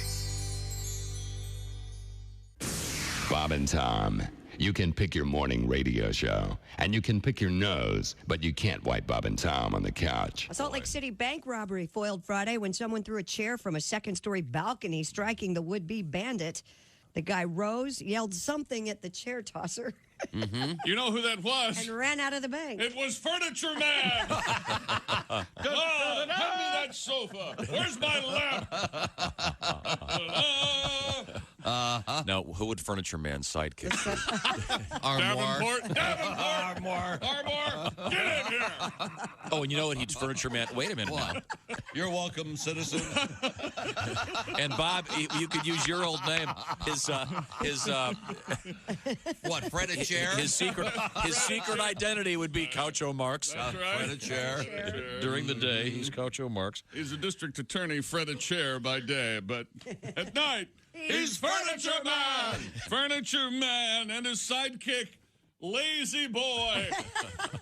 Well, now we have a role for you. I think we have. That's very true. But I think he has two sidekicks. Yeah? Ethan and Alan. Yes. Those could be the secret identity. Oh, Ethan Allen. Ethan Allen. Isn't it as Ethan Allen? Furniture Man was an exclusive member of evil assassins known as the Scotch Guard. Now, he took his knowledge and used it for good. And put an end to the evil Ottoman Empire. We all know that. And Kiwi Rogers is our guest. Kiwi, having just met you, I can guess you're obviously an athlete. Yeah, I work out a little bit. They have the whole thing where you pump weights and all that stuff. Yeah. But you got to have that cardiovascular, man. Mm-hmm. I was playing basketball the other day. They made me guard the worst dude on the other teams. It was a fat dude wearing thongs. Man. You know, standing on the court smoking a cigarette. You know I was in bad shape. And you couldn't keep up with him. I couldn't keep up with him. I got involved with that aerobics. Don't like aerobics, man. That's too much like sex. It is. Aerobics? Yeah, you sweat, muscles hurt, and then you got a woman up there telling you you're not doing it right. You don't say we didn't warn you. There's laughter ahead. You guys want to grab lunch? We can't go anymore. Holy that's cow. a good day's work, everybody. This is Bob Radio. Hey, welcome back to the Bob and Tom Show. Christy Lee at the news desk. Hello. There's Pat Godwin in the performance room. Hello. There's Willie Griswold. What up, man? There's Josh Arnold. Hi there. Hi there, indeed. And there's Ace Cosby. Oh, there. And I'm Chick McGee, and Tom looks a little overheated. I saw you were fanning yourself there. Are you all right? You got the vapors? No, just getting whatever flotsam and jetsam might be on my All that brown shirt. sugar. Yeah. Thank you, Pat. Nice callback. Ladies and gentlemen. Chick. Huh? I know you're an only child. Uh-huh. But when you eat the last of something, throw the empty container away. Do not leave it in the cabinet. Hang on a second. You guys aren't upset by that, are you? Yes. It's almost as if I'd done it on purpose to upset you. Gosh, I hope I didn't do that. What was it, Christy? The M&Ms. I am very, very sorry.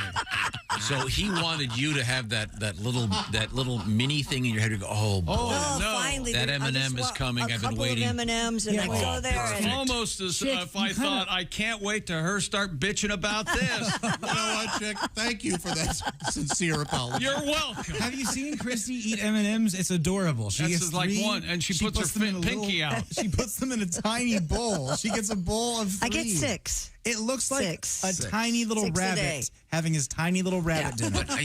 Willie, there's something to be said about that. It's like there's a great scene in the book Going All the Way by Dan Wakefield in which the guy, he goes over to this guy's house and he mixes a drink. But he's one of these guys that remember I don't even know this book. I looked at you, Josh. Yeah, that's right, Pat. I've read 3 books in my life. Thank you very much. Last I read 20 the book, years. but I don't Totally remember. bluffed my way through all that education. Yeah, I'm serious. But you know what I'm talking about, Josh? The guy that he gets out the whatever it is, the shot glass. Yeah.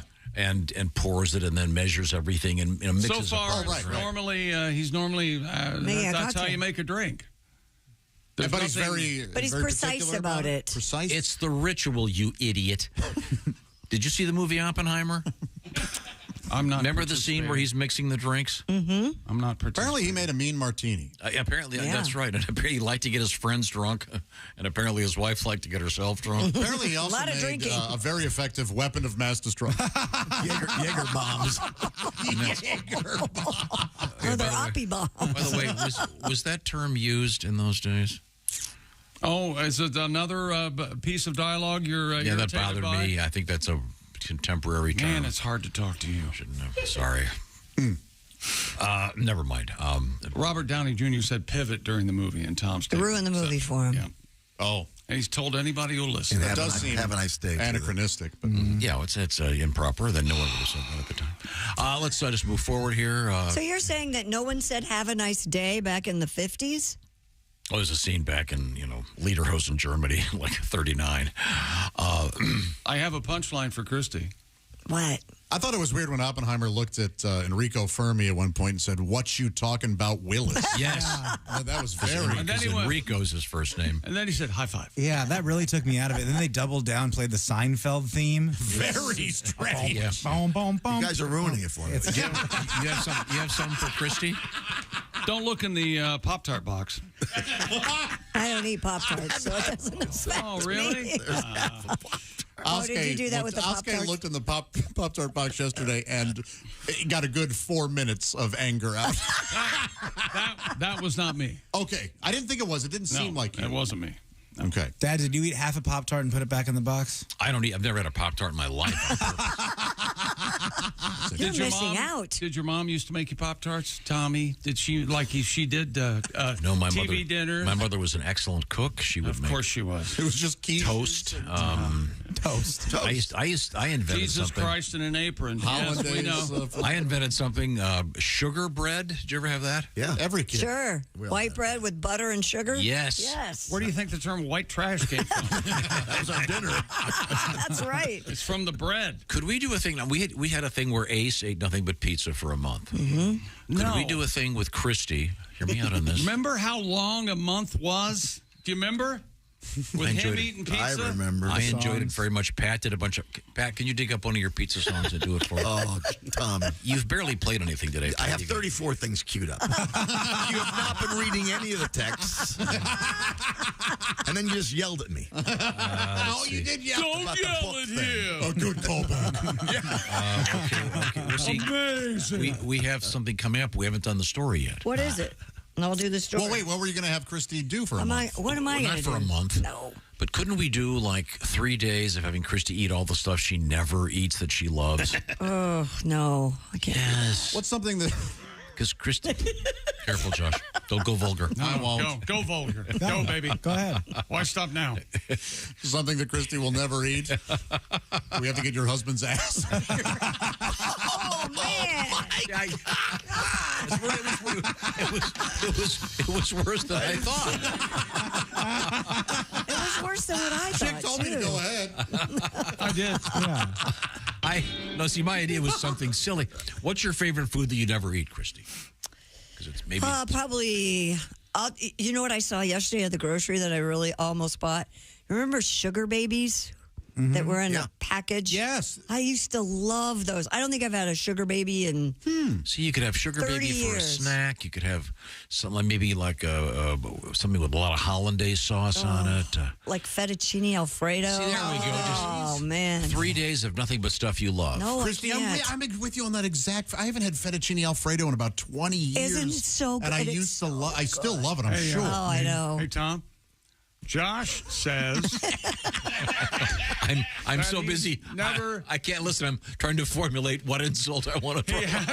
he hasn't had fettuccine Alfredo in 20 years. What are supposed to say? Liar at the count of 3. I believe You know what? Actually, him. now that I think about it, I may be lying. Oh! Because I did have it within the last 20 years, I'm certain. With the Olive Garden has the tour of Italy.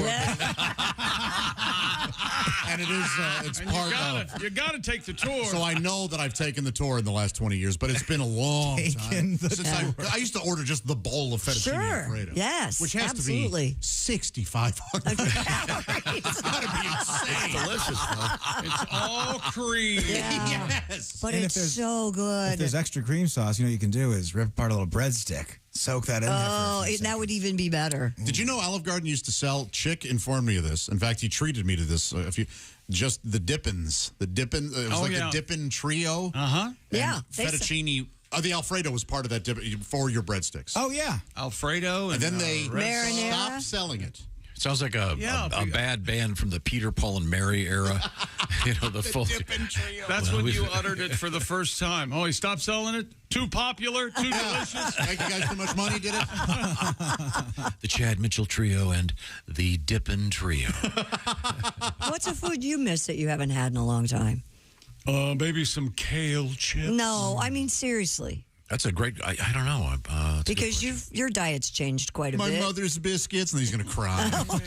She was Jesus Christ in a row. Josh, I wasn't going to bring up your latent perversions on the air, but after the ass remark, I may have to. Oh, that was funny, though. Yeah, by the way, I got a text. He's listening. Oh, yeah. Uh-oh. And he agrees with me. And he's very excited. And It's his birthday. He's not sitting anymore. I'm Go sorry. eat that ass. Fortunately, we're out of time. But we'll be back. We have erectile dysfunction meets a robot in the news. One of my favorite comedians, Mark Normand, will be joining us shortly. This is the Bob and Tom Show. For a complete copy of the Bob and Tom Show contest rules, go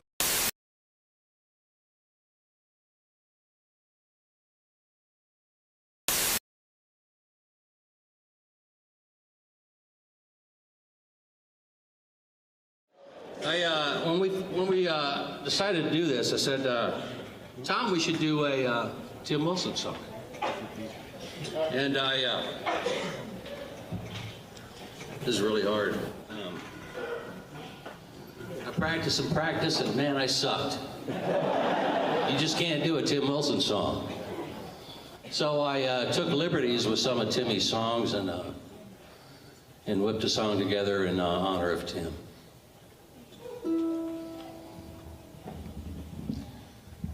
Help me get through this, folks.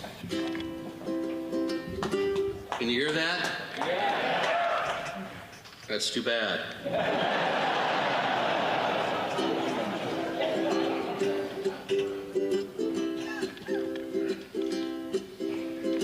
He really loved his trailer park woman. Didn't care much for Dr. Phil. I'm sure he started the church league fist fight, and his ass got tired of Shaquille O'Neal. A big white hat with a black 6-string guitar. Now the heavens have their newest star. Where's my jetpack, he would say. Now he's sporting wings. And he taught Jesus Christ the booty song. We all thought he'd go to Chuck E. Cheese hell. With George Bush, George Strait, George Patton, and George Orwell. A hillbilly homeboy, I could be wrong. But I know he's tired of me singing this song. A big white hat with a black 6-string guitar. Now the heavens have their newest star. Where's my jetpack, he would sing. Now he's sporting wings. And he asked Jesus Christ to join his band. They're singing Georgia, goodbye Georgia, Georgia, goodbye, Georgia, goodbye Georgia, Georgia, goodbye.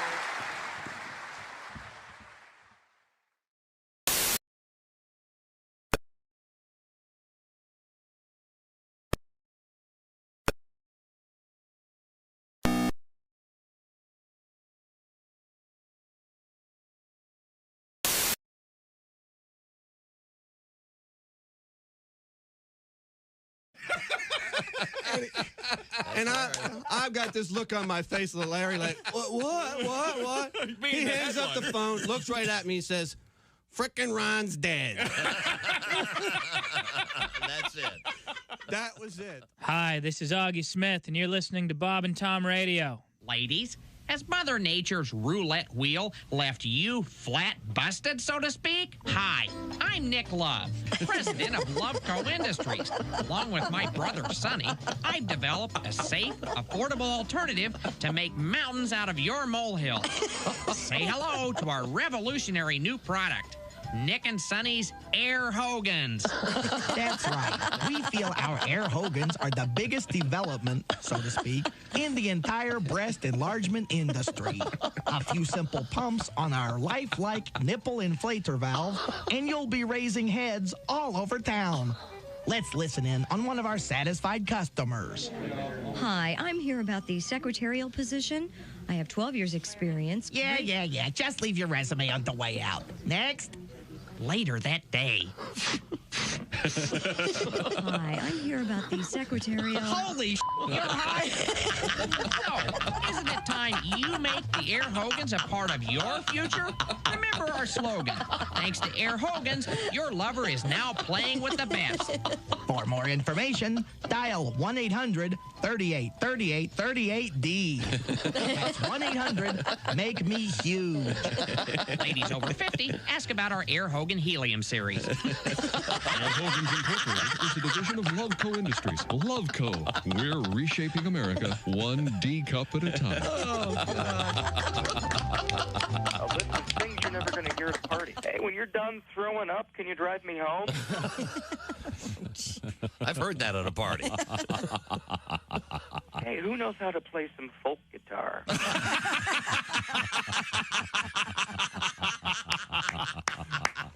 The clogged toilet? That was me. Hey, the keg's dry, but I think we've all had enough. Oh, yeah. Listen, I hate to waste time, so who here besides me has herpes? Same, because then you can match up. Yeah. Yeah, the neighbors are on the phone. They want to hear some Skinnerd.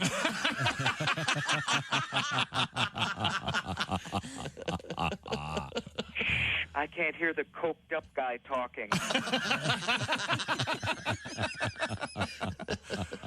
I want to hit on her, but she's so drunk. And finally, put down the gun or no more Yahtzee. Yeah, you never hear that one. Hi, this is Andy Kindler, and this is a different register in my voice. And you're listening to Bob and Tom Radio. Friday. I wonder how many people in the building yell down the hallway when Tom talks on the air. I think the over-under's 3. Well, it's only 3 left. Something like... Only 3 3 in the people building. in there. We told you that already! Will you pay attention? Stuff like that. Lately, it feels like not much has been communicated. Yeah. There's Christy Lee. Hi. There's Pat Godwin. Hey, Chick McGee. Willie Griswold over there. Hey, good morning. There's Josh Arnold. Hi. Yeah. There's Ace Cosby. Hey. I'm Chick McGee, and here's Tom Griswold. So if you had fettuccine Alfredo, could you just take a couple bites and be done? Yeah, I could. Yeah, In I fact, could too. I think I've gotten to the point where if I were to have a whole bowl, the stomach pains would be crippling. Yeah. I think we were talking about if... Hey, Tom, did you just hear? Josh said if he took more than 2 bites of fettuccine Alfredo, he'd have a tummy ache. Look at that. Nothing makes me laugh hard. I would absolutely have, but because of the cream, whatever the dairy or whatever is. Are you lactose intolerant? You just I'm something. tolerate it? No, I'm intolerant to a lot of stuff. We know. Lactose isn't it, but I got a little list over here for you. Take a couple Lactaid. Yeah, I've got a lot of friendly emails regarding that. Snort Parmesan. You'll be fine. Do whatever you want. Now, we were talking about the that fact Jim that Crow. let me reset the stage here. Chick had a bunch of M&Ms, ate them all, but put the box back. So Christy thought she was going to get a couple M&Ms, I did? and there were none. So Christy had that moment of yes. Oh, Christy. Yes. I'm sorry. No, you're not. No, I'm but And the you point knew is, I would say something. then Willie pointed out watching Christy eat M&Ms is it's kind of an unusual. I think Josh put it best. Christy eats like a mouse. Oh, just like little crumbs. Yeah. Well, so we were asking. there's a reason. I was a fat girl. If you could, we were talking about Ace doing pizza for a month. We don't want you to eat food you wouldn't eat for a month, but maybe for just a few days. Carb up. Oh, it would be carbs all the way. Mac and cheese. See what we could do. Fettuccine Alfredo. We could do this. We could get a garlic We bread. could get a nutrition expert to come in here, and you could beef up for like 3 Biscuits and days. gravy. Then we'd put you on a liquid diet for 2 or 3 weeks, so everything would even out. That sounds so bad. Physically, mentally. We'd have the supervision of a, maybe a nutritional student. No. You'd have, that's the problem with those shows like The Biggest Loser and stuff. Is I don't feel like they give those people enough food, mental assistance. I bet they can't barely eat anything. Have they ever done the opposite? Like the biggest fat ass? Like they just go... No. Take it to people that are too skinny and beef them up. Remember when Cartman tried to gain like 400 pounds on South by? You could live your dreams. He ended up on a talk show. Yeah. It was some skinny girl. Come on, beef it up, bitch. You didn't need to add that there. Easy, Pop. Hey, I think Sally Struthers tried to do that. Like she can, it's a hormone thing. Well, no, not her weight. She tried to feed the...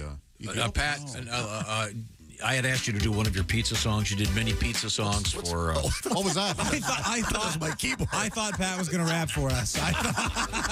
Hey. Is that his keyboard? I'm Patty G like pepperoni, and I got a pizza wrap. That's your keyboard. Fettuccine and my weenie are things I like to show off. Well, Pat, why would you do that song? Songs that end with Eenie. Fettuccine. Wait a second, I'm sorry. What were the lyrics again? Fettuccine and my weenie are things I like to show off. Thank you. The Italian flasher. It's as good as anything he's ever come up with. Absolutely. Okay. I call it chicken Josh Fredo. Pat, now, when we had Ace doing nothing but pizza for a month, you had to write a song a day. You did a nice job. Could you just play one? Oh, you did a great job. I put them in a folder. I will I'll pick number 13. Here we go. Okay. All right, here we go. Are you ready? Yes. It's a long intro. I know we all hate those. I like my pizza songs in 30 seconds or less. Nicely done. Yeah. I had to write a whole bunch of songs. I'm running out and this month is long. I sing about pizza. Tom tells me when. Now, many months later, and I'm singing again. Yeah. Oh, every day's pizza. Oh, there is a bean, one a crappy lean cuisine, one a breakfast, one Chicago, one's cheesy avocado, one's different pies. Ace was a different guy. Oh, everybody, come on. Every day's pizza. When I can't hit the note, I say, everybody, come on, too. When I hit a clam, I like to get everybody involved. Oh, every day's pizza. That's how I know. A folk song on Tuesday, and Wednesday was a blues day. Thursday I did Billy Joel. Friday's song was pizza rolls. Makes no difference what mood I'm in. Everybody, because I can't hit it. I can't. Oh, every day's pizza. We have to work together. No. Thank you very much, Pat. Very nice, Pat. A little tribute to Sly and the Family Stone. But right now, it's a tribute to the works of comedians throughout history as we teach them how to tell a joke. Who's that sexy man with a deep voice? Ace Cosby, here he is with his joke of the day. How did the doctor cure the Invisible Man? How? He took him to the ICU. Oh. That was Ace Cosby's joke of the day. The intensive care unit. That's where they take burn victims, and we're all laughing. Oh. I think that might be the worst one ever. No. That's freaking hilarious. Thank you very much, Ace. Now, Yes, we have Ace, you coming did a up, we're going great to talk. job, Ace. We're going to Great talk job. with comedian Mark Normand. I think I'm a big fan. Yes, me too. Big fan of Mark. I certainly look forward to that. We do, however, have time for one more quick story from Christy Lee. What have you got over there? Experts warn that artificially intelligent sex robots could one day blackmail or even kill their owners. All right, now this gets interesting. Jack Moore, global cybersecurity advisor with web security firm ESET, told the Daily Star, quote, at the very least, they could be hacked for blackmail purposes. Oh, great. They My sex robot boiled the family rabbit.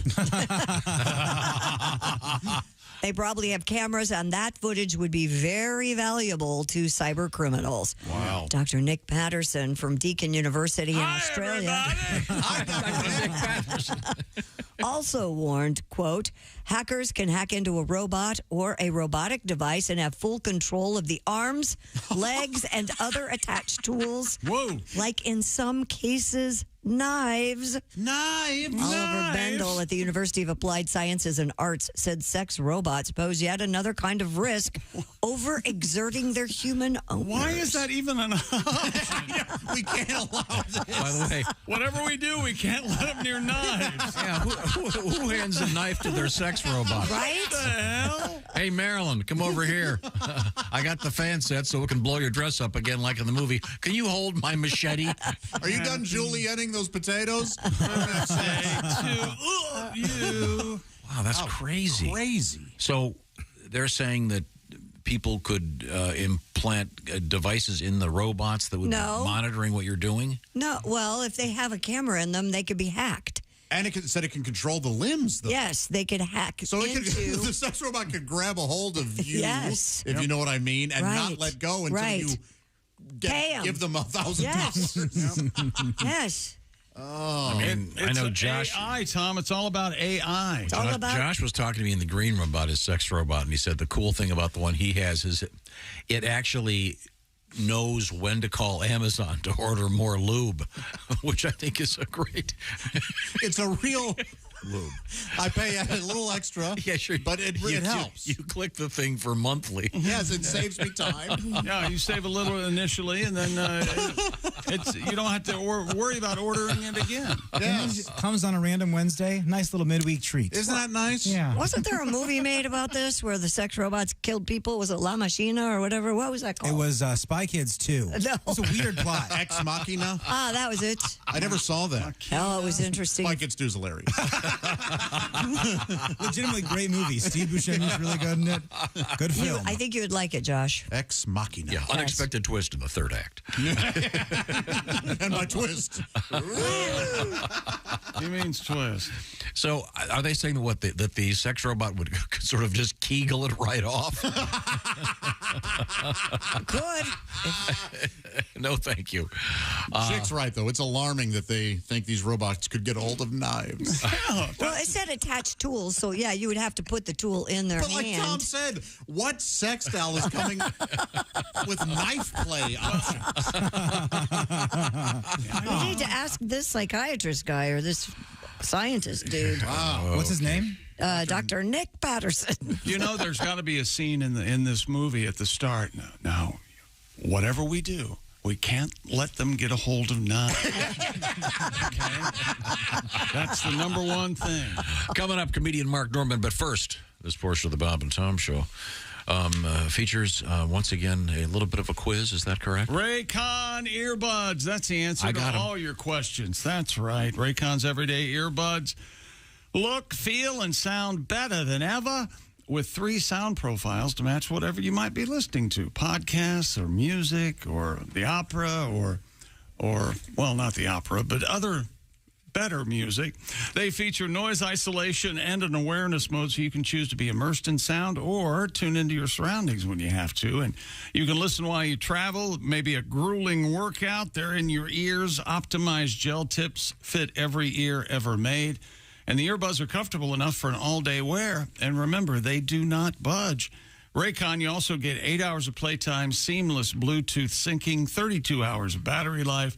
And get a load of this, they start about half the price of other premium audio brands. No wonder Raycon's everyday earbuds have over 56,000 5-star reviews. And right now, go to buyraycon.com/Tom and get 15% off your Raycon order. That's buyraycon.com/Tom, 15% off your Raycon purchase. That's buyraycon.com/Tom.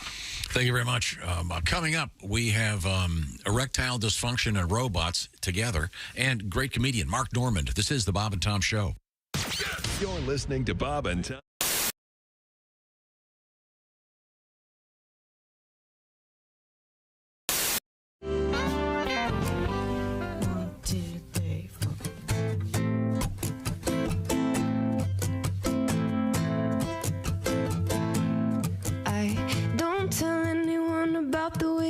My hand. Don't tell anyone about the things that we have planned. I won't tell anybody, won't tell anybody. They wanna push me down, they wanna see you fall down.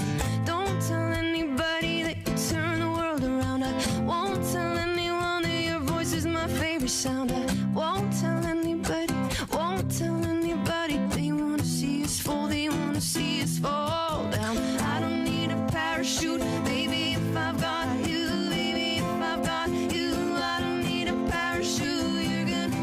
Me, you're gonna catch if I fall down, down, down.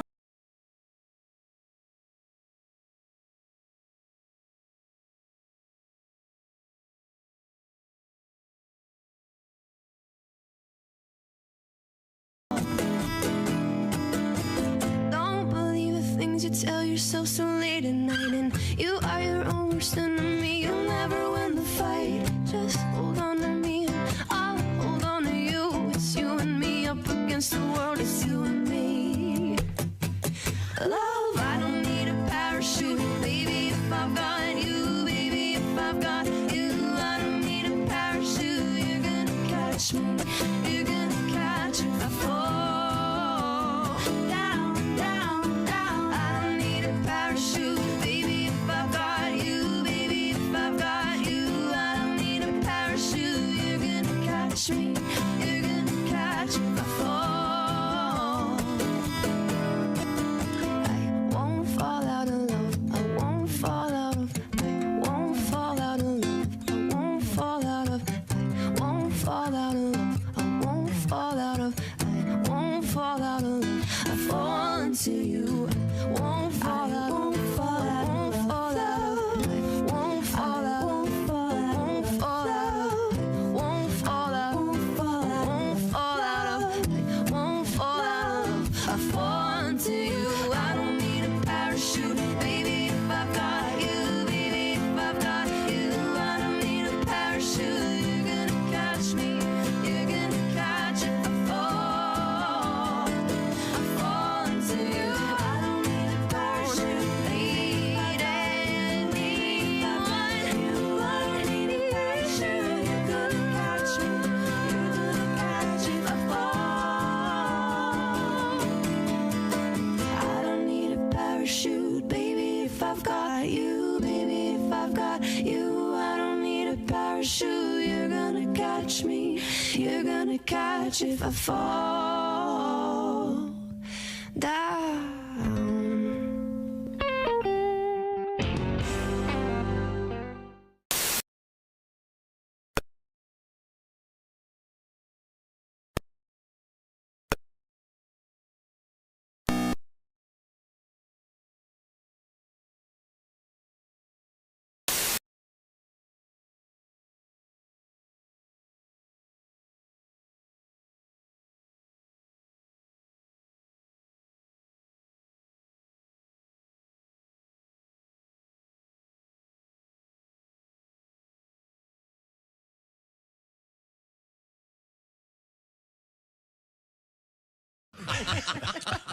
We want to look good in the painting. It's still summertime, and you're still as busy as ever. You might be looking for wholesome, convenient meals for those active summer days and nights. Factor comes in here. What am I talking about? Factor, America's #1 ready-to-eat meal kit. It can help you fuel up fast with flavorful, nutritious, ready-to-eat meals delivered straight to your door. You'll save time, you'll eat well, and you'll stay on track. Did you say ready-to-eat meal kit? Yep. You did. If you're too busy with summer plans to cook, but want to make sure you're eating well, Factor lets you skip the extra trip to the grocery and the chopping and the prepping and the cleanup. And you still get the flavor and nutritional quality you need. Factor's fresh, never frozen, and are ready in just 2 minutes. All you have to do is heat and enjoy, then get back outside and soak up that warm weather. So why not treat yourself to 34-plus weekly restaurant quality options? Check this out, like bruschetta shrimp risotto. Yes, please. Green goddess chicken or grilled steakhouse filet mignon. Ready in just 2 minutes? I'll take that.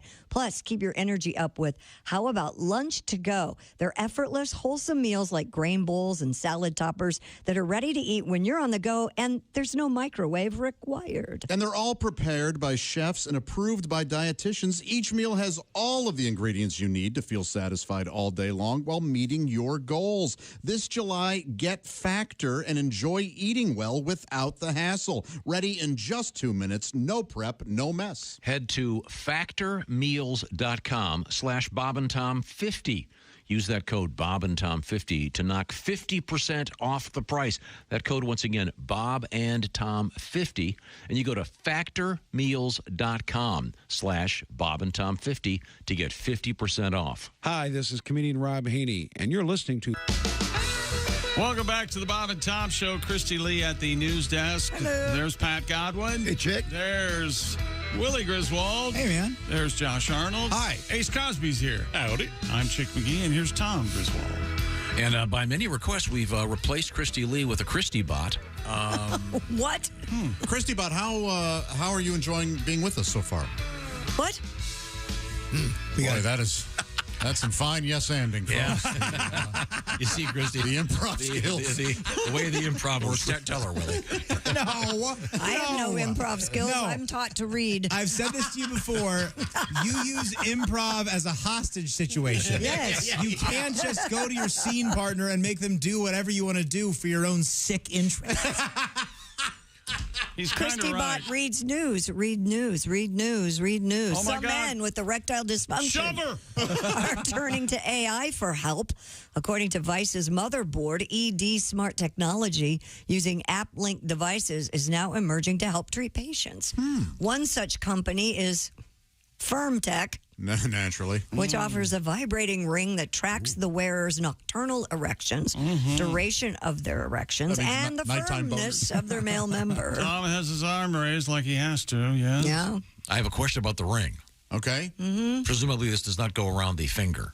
No. No, around the wiener. Around the, yeah. Wouldn't that be dangerous? And somewhere in the distance, Pat Godwin coughs. High school physical class. Like you've never heard of a ring down there before? That's how they used to test whether or not you had ED. Maybe they still do. They would put those bands around your wiener that could, when you became erect, they would break. And then they would know that you were getting nocturnal. So it's like that thing you used to see on toilets at hotels, Or around like 100. They would say, Yes. Remember those things? And I miss those so much. Or like a Sanitized for your napkins. protection. Willie, they used to. I don't know.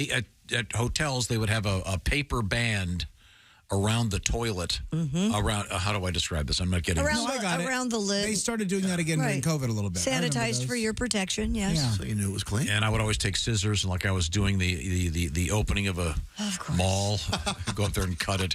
With this action, I now hereby open the toilet mall. Click. But so they would put paper bands around your thing to see if. Yes, yeah. And then if it broke, they knew that the problem wasn't physical. It was, how would they get it? Would they talk you into it, or would they show videos? How would they? You sleep when you're sleeping. And then they would know that you got a nocturnal erection. You know how it is. Sometimes you wake up and you go, A nocturnal erection. I saw them open for Little Feet once. They did not. It was not a good band. They did hard rock, right? Yeah. Well, not that night. Another erectile technology called MyHixel utilizes AI to give the user personalized real-time guidance MyHixel through an app-linked masturbatory device while simultaneously collecting health and performance data. I like the sound of an app-linked masturbatory device. So it's like one of those flashlight things. Must be. They already have a sensory sleeve hooked up to some sort this of is where that, virtual reality already. This right? is where that hacking thing comes in. Careful where you stick Tom, it. you know what you can do now. Wait, hang on a second. Christy Bot, you may have missed that. Christy Bot said, and I quote, "Be careful where you stick it." Well, I mean, they have a sleeve, Tom, virtual reality. Do you know what that is? Oh, where you put on the headphones? Yes. I mean, the iPhones. thing. Yeah. And they have a sleeve for your... they don't have a sleeve. And that can simulate... If they don't now, it's on its way. If they don't... What's wrong with them if they don't? And apparently, the feeling will line up with what you're seeing. So absolutely. Wow. You know, absenteeism at work. Oh man, it's going to go way this up. is going to be. I did a what's it called? Virtual reality thing in which you're on a it simulates being way up high on top of something. Oh, no the walk thanks. the plank thing. And you're walking and it's I did, yeah. terrifying. Yeah. So I imagine the technology to make it so that you're having intimate relations with Jane Mansfield. Yeah, that's who they have. Headless, of course. You know, Jane Mansfield or Hedy Lamarr. You know, one of those they couldn't get hot women. They couldn't get the Marilyn Monroe estate to sign off yet. Mary Pickford. The money's not right. Do you suppose that Margaret Hamilton? Could we? I wonder, is there a psychiatrist out there that has a patient that can only achieve while looking at photographs of dead women that are naked? Oh. Hey, now wait a minute. You mean celebrities who have passed? Yes. Okay, you don't mean necrobation, I guess it would be. we had to make a word. If you're a psychiatrist, you want to write in, break some HIPAA laws, let us know. Do you have a patient? Let us know if you're currently seeing any necrobates. Yikes. So I'm sorry. So this is all about artificial technology. Oh, do we have our guest? Oh, boy, great timing. There he is. Well, here's a man who knows a little about sex bots. Hey, it's comedian Mark Norman. We were wondering if we were going to get hooked up with you, Mark. One of my favorites, Mark's new Netflix special is called Soup to Nuts. And how are you, sir? I'm hungover and gay, sir. But, I'm here. I'm queer. All right. Hi, Mark. You're honest. Are you home? Yeah. I live in a flop house in Flint, Michigan, but I'm here. Okay, we'll have a glass of water and sit down. Well, it's good to see you, sir. You too. I'm on a little fentanyl, but I'm pushing through. There he goes. He's sitting now. Mark Norman joins us, tremendous stand-up comedian. And Soup to Nuts. Thanks. Soup to Nuts. Why the title? Well, I figure I cover everything, top to bottom, A to B, soup to nuts. We get it all in, you know, all the dark stuff, Holocaust, trans, slavery, school shootings, you name it. Wow. All right. All the fun stuff. What does the phrase soup to nuts come from? I mean, I've heard it before, but it seems like an odd... It doesn't really seem like everything A to Z or everything good to bad. It just seems like a kind of a random... I think it's an old Jewish term for a meal. Like we had the soup first, and then you have the entree, and then the dessert, and then you have nuts at the end. So it's a restaurant thing. That's interesting. Have you ever had a meal that ends with nuts? No. Well. No, but, you know, those Jews, they're weird.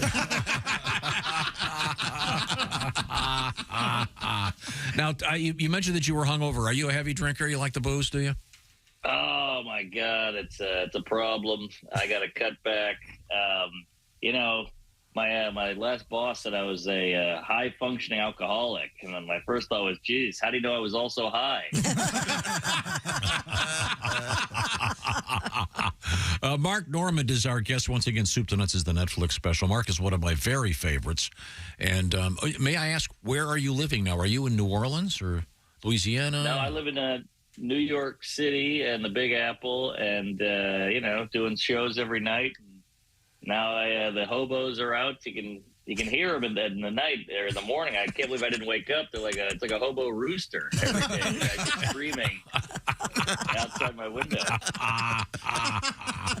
I would point my camera out there, but you would just see full on, you know, nudity. So wow. What are you in Manhattan? That's a clean show. Yes, sir. Okay. What part of town? I'm in Greenwich Village, right by all the comedy clubs and everything. But since the pandemic, it's gotten a little dicier. Ah, yeah. Now, are you a single guy or a married? You're a married guy, right? Married guy. Oh, yeah. Living the dream. She's got a nice plus-size wife. I got to go help her grease her wheelchair in a minute.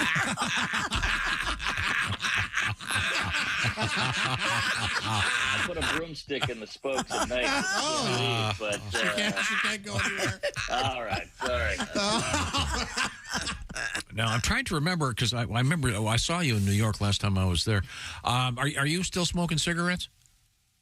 Oh, well, I did as a youngster. When I was young, everybody did. And I feel like cigarettes and weed flipped. You know, back in the day, weed was illegal. It put you in jail. Now you can pop an edible at noon and be like, whoa, I have anxiety. And everybody goes with it. But you want to smoke a cigarette, you got to go out in an alley behind a dumpster. And then if you get caught, you just say, oh, I'm killing a hooker. Don't mind me.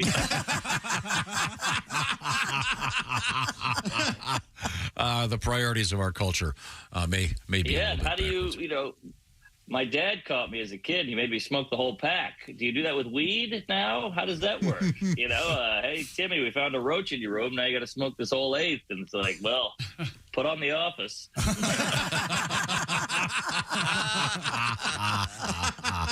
Mark Normand is our guest. Netflix is the place to go to see Soup to Nuts, the Mark Normand comedy special. Mark is one of the finest comedians out there. Yes. Working. I use the term working somewhat loosely. I can see by the look on your face. Yeah, Mark is a tremendous stand-up. So it's so great that you've got this special. Am I correct in saying this was filmed in Chicago? Yes, sir. Chicago at the Vic Theater. But I'm the only idiot that decided to film on St. Patty's Day. I was like, look at this. They got the theater available. This will be great. It was a drunk, boozy, yelly, heckly show. Ah, well, that's good, isn't it? I don't know. Disruptive, yeah. Fist fights. Some guy got a divorce. It was bad, but we edited around it. I see. Now living in New York City, do you own a car? I actually own a vintage car, and I keep it in a garage because I'm too scared to scratch it. But what is it? Here is what do you have? It's a 1973 BMW 2002. Nice. And New York City. You know it? Yeah, and I used to when I lived in New York, I owned a Fiat Sports Spider, which was a super. Wow. Yeah, driving a convertible in New York City is quite the experience. You lean back and look up and go, "I'm scared. I'm terrified." Yeah. Are there a lot of you seen a lot of electric cars there? You got the Teslas and the other EVs. No, I feel like that's a little more West Coasty. We don't have a ton of EVs, although I just rented one to do a road trip, and I almost missed the gig because I kept plugging in every 2 seconds. It was like my wife's vibrator. Are you an Elon Musk fan?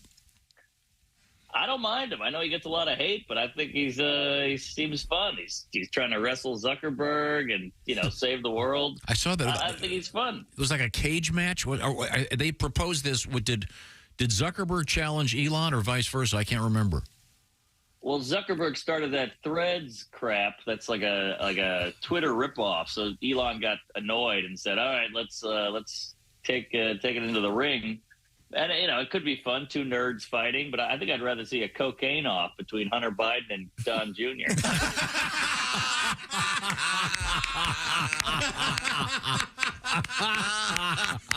Oh, no, that's the That would best. be a fun night. That's beautiful. Mark Normand is one of my favorite. Mark, what was your very first national late night television gig? Do you remember? First one ever was Conan O'Brien. All right. That was a big deal. Do you remember I the grew first? up watching him? It was fun. Do you remember the first joke you told?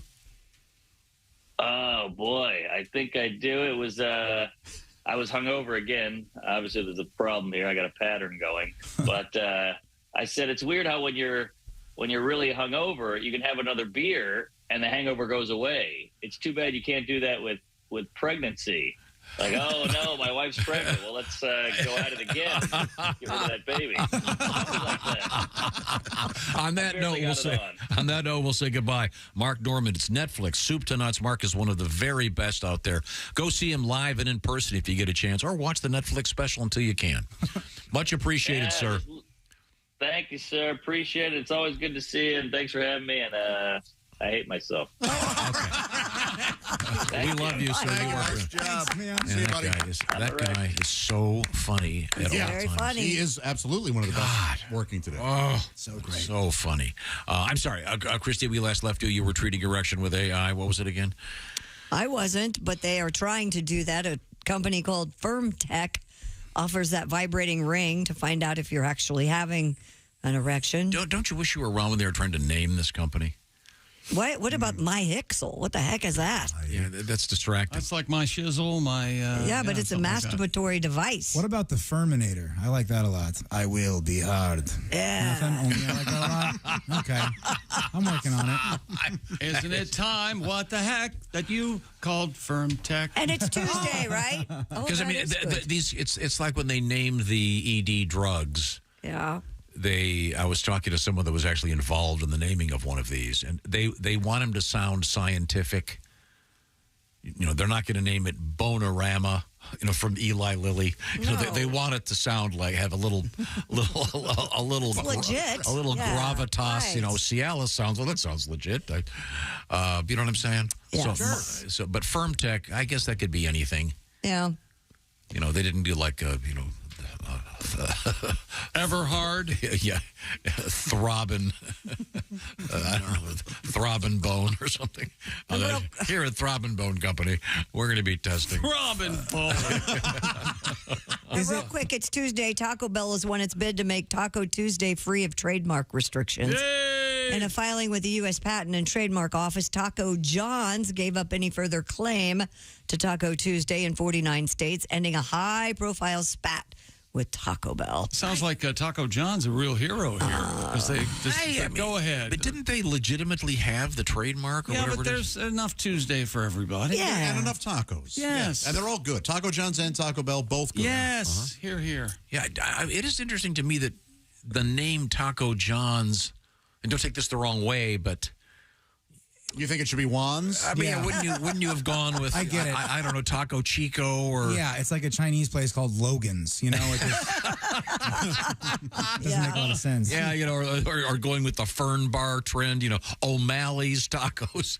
It just doesn't fit. It sounds like too gentrified for a taco place. Have you been to the Taco Bell Cantina yet? What is it? Taco Bell Cantina is a Taco Bell with alcohol.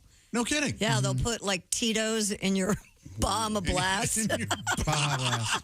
What? Baja Blast, yes. So Taco John's no longer has the patent, whatever it is, trademark, whatever it is. Taco Tuesday. Yeah. Okay. They're sharing it with the world. It's been rough for both Papa John's and Taco John's. It's been a rough year for John's, unless you're working with hookers. I don't think what John said was trademarked. Yes, some of Papa brought on some of that, I think. Himself. I see. Right now, it's quiz time once again. I'll start with you, Chick McGee. The Sleep Number bed, you have a Sleep Number setting. It is what? 100. What does that mean exactly? Firm mattress. It's the firmest of the Sleep Number settings, and it stays firm, Tom. And you can set your side of the bed at 100, and you can change it if you want to make it softer. Christy Lee, your side of the bed, your setting is what? 45. And Meaning? with the touch of a button, you go from 100 to 45. It's softer. It's like a marshmallow. Your setting is what? And what does that mean? It's a marshmallow on her side and asphalt on Chick's There you side. go. No, that's okay. Not quite that. I'm just trying to illustrate so people can realize and visualize what's happening here. The Sleep Number bed. Okay, Josh, what's your Sleep Number setting? It is 65. And how does that help this argument? I'm sorry, I had my headphones down. What'd you ask? How does it help this argument when you have a 65? Don't ever come to me again. The Sleep Number bed, I love mine. My number happens to be 85 right now, and that's because my Sleep Number bed told me that after examining me as I'm sleeping and measuring things all secretly and quietly and unobtrusively. The Sleep Number bed, sleep at the next level, unlock your potential. Getting great sleep is very important for every aspect of your life, and right now you can help the aspect of your life in the budget department by saving $500 on the next generation Sleep Number smart bed. And for a limited time, special financing is available. Special financing available, and You can see the store and get all the details on the various Sleep Number beds and that special financing that's available, as I indicated, for a limited time. Sleep Number stores are found at sleepnumber.com/BT Show. It's the only place you can get the Sleep Number bed. That's sleepnumber.com/BT Show. This is the Bob and Tom Show. Thanks for listening to the Bob and Tom Show this morning. The show is also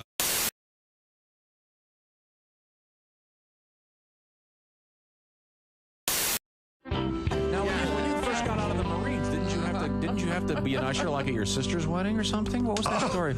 Right. When you come out of boot, first of all, let me just say I was engaged once. And the girl kept the ring. Oh, no. That was 2 hours of salary gone. All right. No. When you come out of boot camp, you're ready for anything. I mean, you know what I mean? Outstanding. That's the attitude. Outstanding. That's the Marine Corps. When I came out of boot camp, my sister got married. She had me seat the people at her wedding. They'd come walking up to me in front of the church like, oh, you must be Patricia's brother. Sit down. Shut your pie hole. I don't want to be your friend. 200 people showed up and put them all in the same row. Tighten it up. We don't have all day. We are totally uncomfortable. Outstanding. Shut your cake holder pie. What do you eat, cake or pie? Oh, my God. Comedian Greg Hunt. Why can't we have single vows? How about some single vows? Single vows? I vow to be single? How would that work? Vows, do you promise to sit all by yourself in your quiet apartment with your frozen dinner and your stupid pet fish? Yeah! Never have a ride to or from the airport? Yeah! Sign me up! Parked at lot 88Z, schlepping your stuff. But I want to clarify for Christy, because I know Christy's a big Catholic, and I grew up Catholic. I was an altar boy as a kid, and I think Jesus is a great role model, but I think he's kind of like the popular guy in high school where everyone says they're his friend, but he wouldn't name you as one of his best friends. Like if you asked him who his best friends were, he'd be like Gandhi, Martin Luther King Jr., Matt Damon. And he'd be like, what about Mike Birbiglia? He'd be like, I feel like I'd recognize his face if I saw him, but the name doesn't ring a bell. Jesus has a lot of Twitter followers. He does. Actually. Absolutely. Oh God. You know what? Let me tell you something. I'm gonna have a wedding agreement I'm putting together right now. I've been writing it over here. The girl's gonna have to sign this before I get married. Okay. Number one, at no time will your rear end be wider than your shoulders. Okay. Number two, your eyebrows will number 2. Normal size, not super skinny or painted on, thus reflecting mental illness. It's all making good sense so far. So far, keep going, We will have a dog for me to play with and for you to care for. Same with children. By the way, Greg is serious about that. We have had that conversation where you don't say that in joke form. No. You don't do your version where you've said to me, I want a girl to marry who we can get a dog and she'll take care of the dog when I go on the road. And that's one of your prerequisites. And pick me up at the airport in your SUV. You've had this conversation. Why limit it to an SUV? Why not a limo? Because you want to drive. Limo's a good idea, Bob. Good idea. I like limos.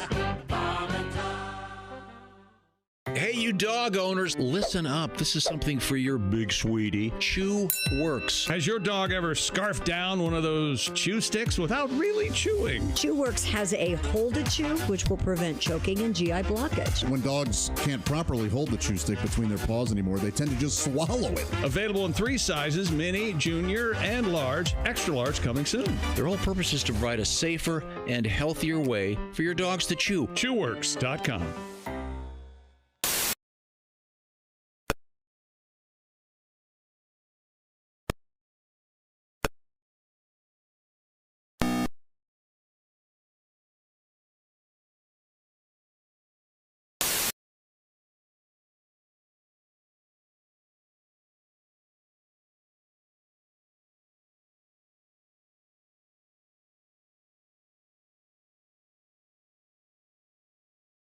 Well, to tell you the truth, lady, I'm not that good at this job.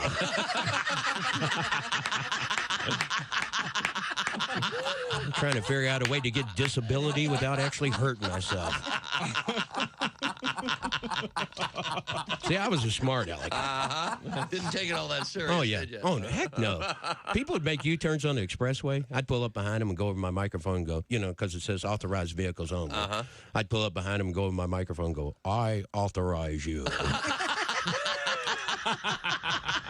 I don't care. You can't be subpoenaed if your name's not on anything. That's the way I always felt about it. Good Lord, it's sunshine. Bob and Tom Radio. And I don't know about you, but I have certain milestones in an earthquake to set my panic level, basically. You know, it's like shaking, no big deal. I can handle shaking. I'm not worried until I hear a car alarm. Then the car alarm went off. I'm like, no big deal. Car alarm goes off. I'm not worried until I start hearing things falling and breaking. Things are falling and breaking. I'm like, you know what? I'm okay as long as the power goes out. People are screaming. I'm like, okay, I think this is it. I think this is my moment to panic, everybody. And right at the moment, I thought my heart was going to explode. It stopped, and I was like, you know, I'm cool. But that night, it was shaking so bad, the furniture moved over, blocked my doorway. I couldn't get out. And books were falling off the shelf and hitting me. Oh, yeah. And it was a lot of fun. But even given that, I still enjoy them. And Yeah, there's nothing like them. In fact, the song 26 Miles Across the Sea, you know, that was written about Hawaii. It's earthquakes have moved it so far away. It's sad. I actually I have a sexual fantasy associated with the earthquake. Go. All right, woke chick up. In my fantasy, I am making love to this woman. Yeah. And then all of a sudden, she feels the earth move beneath her. Yes. And then she rolls over on top of me and shields me from debris.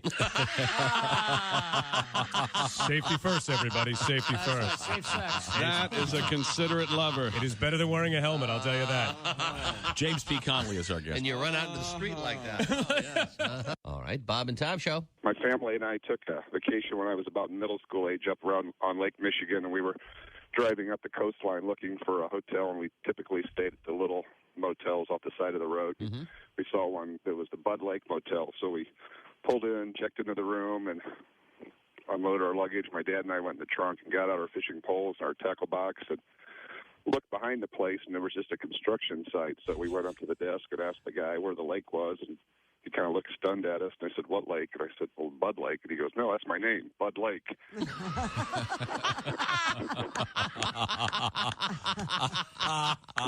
Let's hear it for Bud Lake. Yeah. It was the Bud Lake Motel. Well, see, at least there's a reason for it. Exactly, but Much better story than any fish you'd have caught. I'll tell you that. Yeah, probably so. There you go. Wow, that's a great. I wonder if how Bud's doing. I wonder if it's still up. This is Jimmy Pardo. You very much. Next.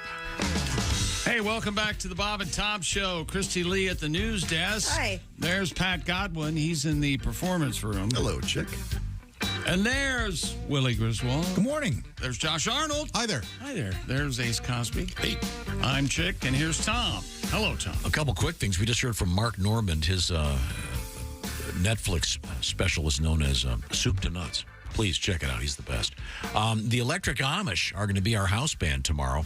By the way, they're going to be doing a reunion tour. Well, it's one show at Mitchell's Sports Bar and Grill in Fort Wayne, Indiana, coming up this Friday night. The Amish, live and in person. Pat? Yes, sir. We just had a story about AI meeting ED, erectile dysfunction meeting robots. Yeah. And do you have a song about this topic? Well, of course I do. Okay. It's a song. You want to hear it? Sure. Here it goes. Met this girl online. Things are starting to click. We're going on our third date. Oh, these roses should do the trick. But when I knock on the door, she answers with a frown and says, "I can't go out tonight. My old boyfriend's back in town." Your old boyfriend's back in town. Your old boyfriend's back in town. I can't believe I wasted a Viagra on you. I'm out $30 and my balls are blue. I'll be up all night with no one to do. I can't believe I wasted a Viagra on you. I popped a pill in sweet anticipation that I was gonna make love to you. Insurance doesn't cover this kind of medication. These flowers are pretty darn expensive too. Ha! I can't believe I wasted a Viagra on you. I'm hard as a rock and no rendezvous. My best laid plans have fallen through. I can't believe I wasted a Viagra on you. He can't believe he wasted a Viagra on her. Thank you, everybody. Time now for Today in History. August 1st. Rabbit. On this date in 1774, Joseph Priestley. Oh, yeah. Jason's dad? Discovered oxygen and starred in 90210, of course. Let's see. Discovered oxygen? Discovered oxygen? Like we wouldn't have discovered that anyway? They have a way of saying that been about around. Western culture, that they discovered Hawaii. Okay, sure, there were people there, but, we'll see if we can handle some diseases. Aretha Franklin made her first recording. That's great, on this date in 1960. You think anybody called her A. Frank? Hey, Frank! I think No. people called her what she insisted. Very, very much. 1770, happy birthday, William Clark. His famous partner was? Lewis. Thank you very much, Lewis and Clark. Jerry Lewis. Jerry. Hey, we should go laugh. Happy birthday to Yves Saint Laurent. YSL? Yeah. Is he still with us? Who the hell's this person? I don't believe 1936. Fashion guy? Yeah, fashion guy. He's got on. Oh, yeah. Yves YSL. YSL. He's on YSL. And bags YSL. and all kinds of stuff. 1942, the late Jerry Garcia. Sort of the exact opposite of Yves Saint Laurent. What's he late for? Really? 1960, Chuck D. Happy birthday. Do you know what his last name is? No, what is it? Cheese. Chuck D. Cheese. That's just silly. He's Chuck E. Cheese's cousin. I like Sort that of waters down the protest anthems. Yeah, Chuck D. Chuck D. Cheese. No? 1963, happy birthday to artist Leon Ivey Jr. What year? 63. Okay. Also known as Coolio. Oh, okay. Is Coolio dead? Yeah. Also, recently. Coolio. YSL died in 2008. Do we have any living birthdays here? I don't know. Here we go. do we? Edger and James, the great football player. Oh, yeah. I ain't going to bother Edge. nobody. I put my TV over here in the corner. Happy birthday, Edge. Right now. Never heard of him. It's time to... Time now for Things We Learned. Just because Edgerrin didn't play hockey. He was an excellent football player. Twice the running back Marshall Falk was. Okay. I doubt it. Oh. Really? 0-0. That was the final score of Portugal and the United States today. The women, though, are in the knockout round. Clang! Exciting there. Okay. Chinese zoo has a fake bear, evidently wearing a wrinkled fake bear costume. They say it's a real bear. But they insist it's a real It does bear. look fake, but I think it's probably real. Tom is really bad at the Starbucks app. There was all kinds of trouble ordering coffee. And why would they even make that, knowing it was me? What did you end up knowing it was me? The delusions of grandeur are astounding. Of course, everyone knows it's me. No, I make that order like half the time, and from my app, and I've never ordered half the time. 6 pumps of brown sugar. It's your fault. Yeah, they've had enough of your app, okay? Get your app out of here. Sorry. You and your app. I can't recommend those pumps. That's too brown sugary for even me. Thank you very much. And Tom still thinks Spider-Man, the cartoon, is a turd. Awful. A turd. Can't believe it's popular. People who like it shouldn't be allowed to vote. This is the Bob and Tom Show. Got something to say? Send us an email, bobandtom@bobandtom.com. This is the Bob and Tom Show.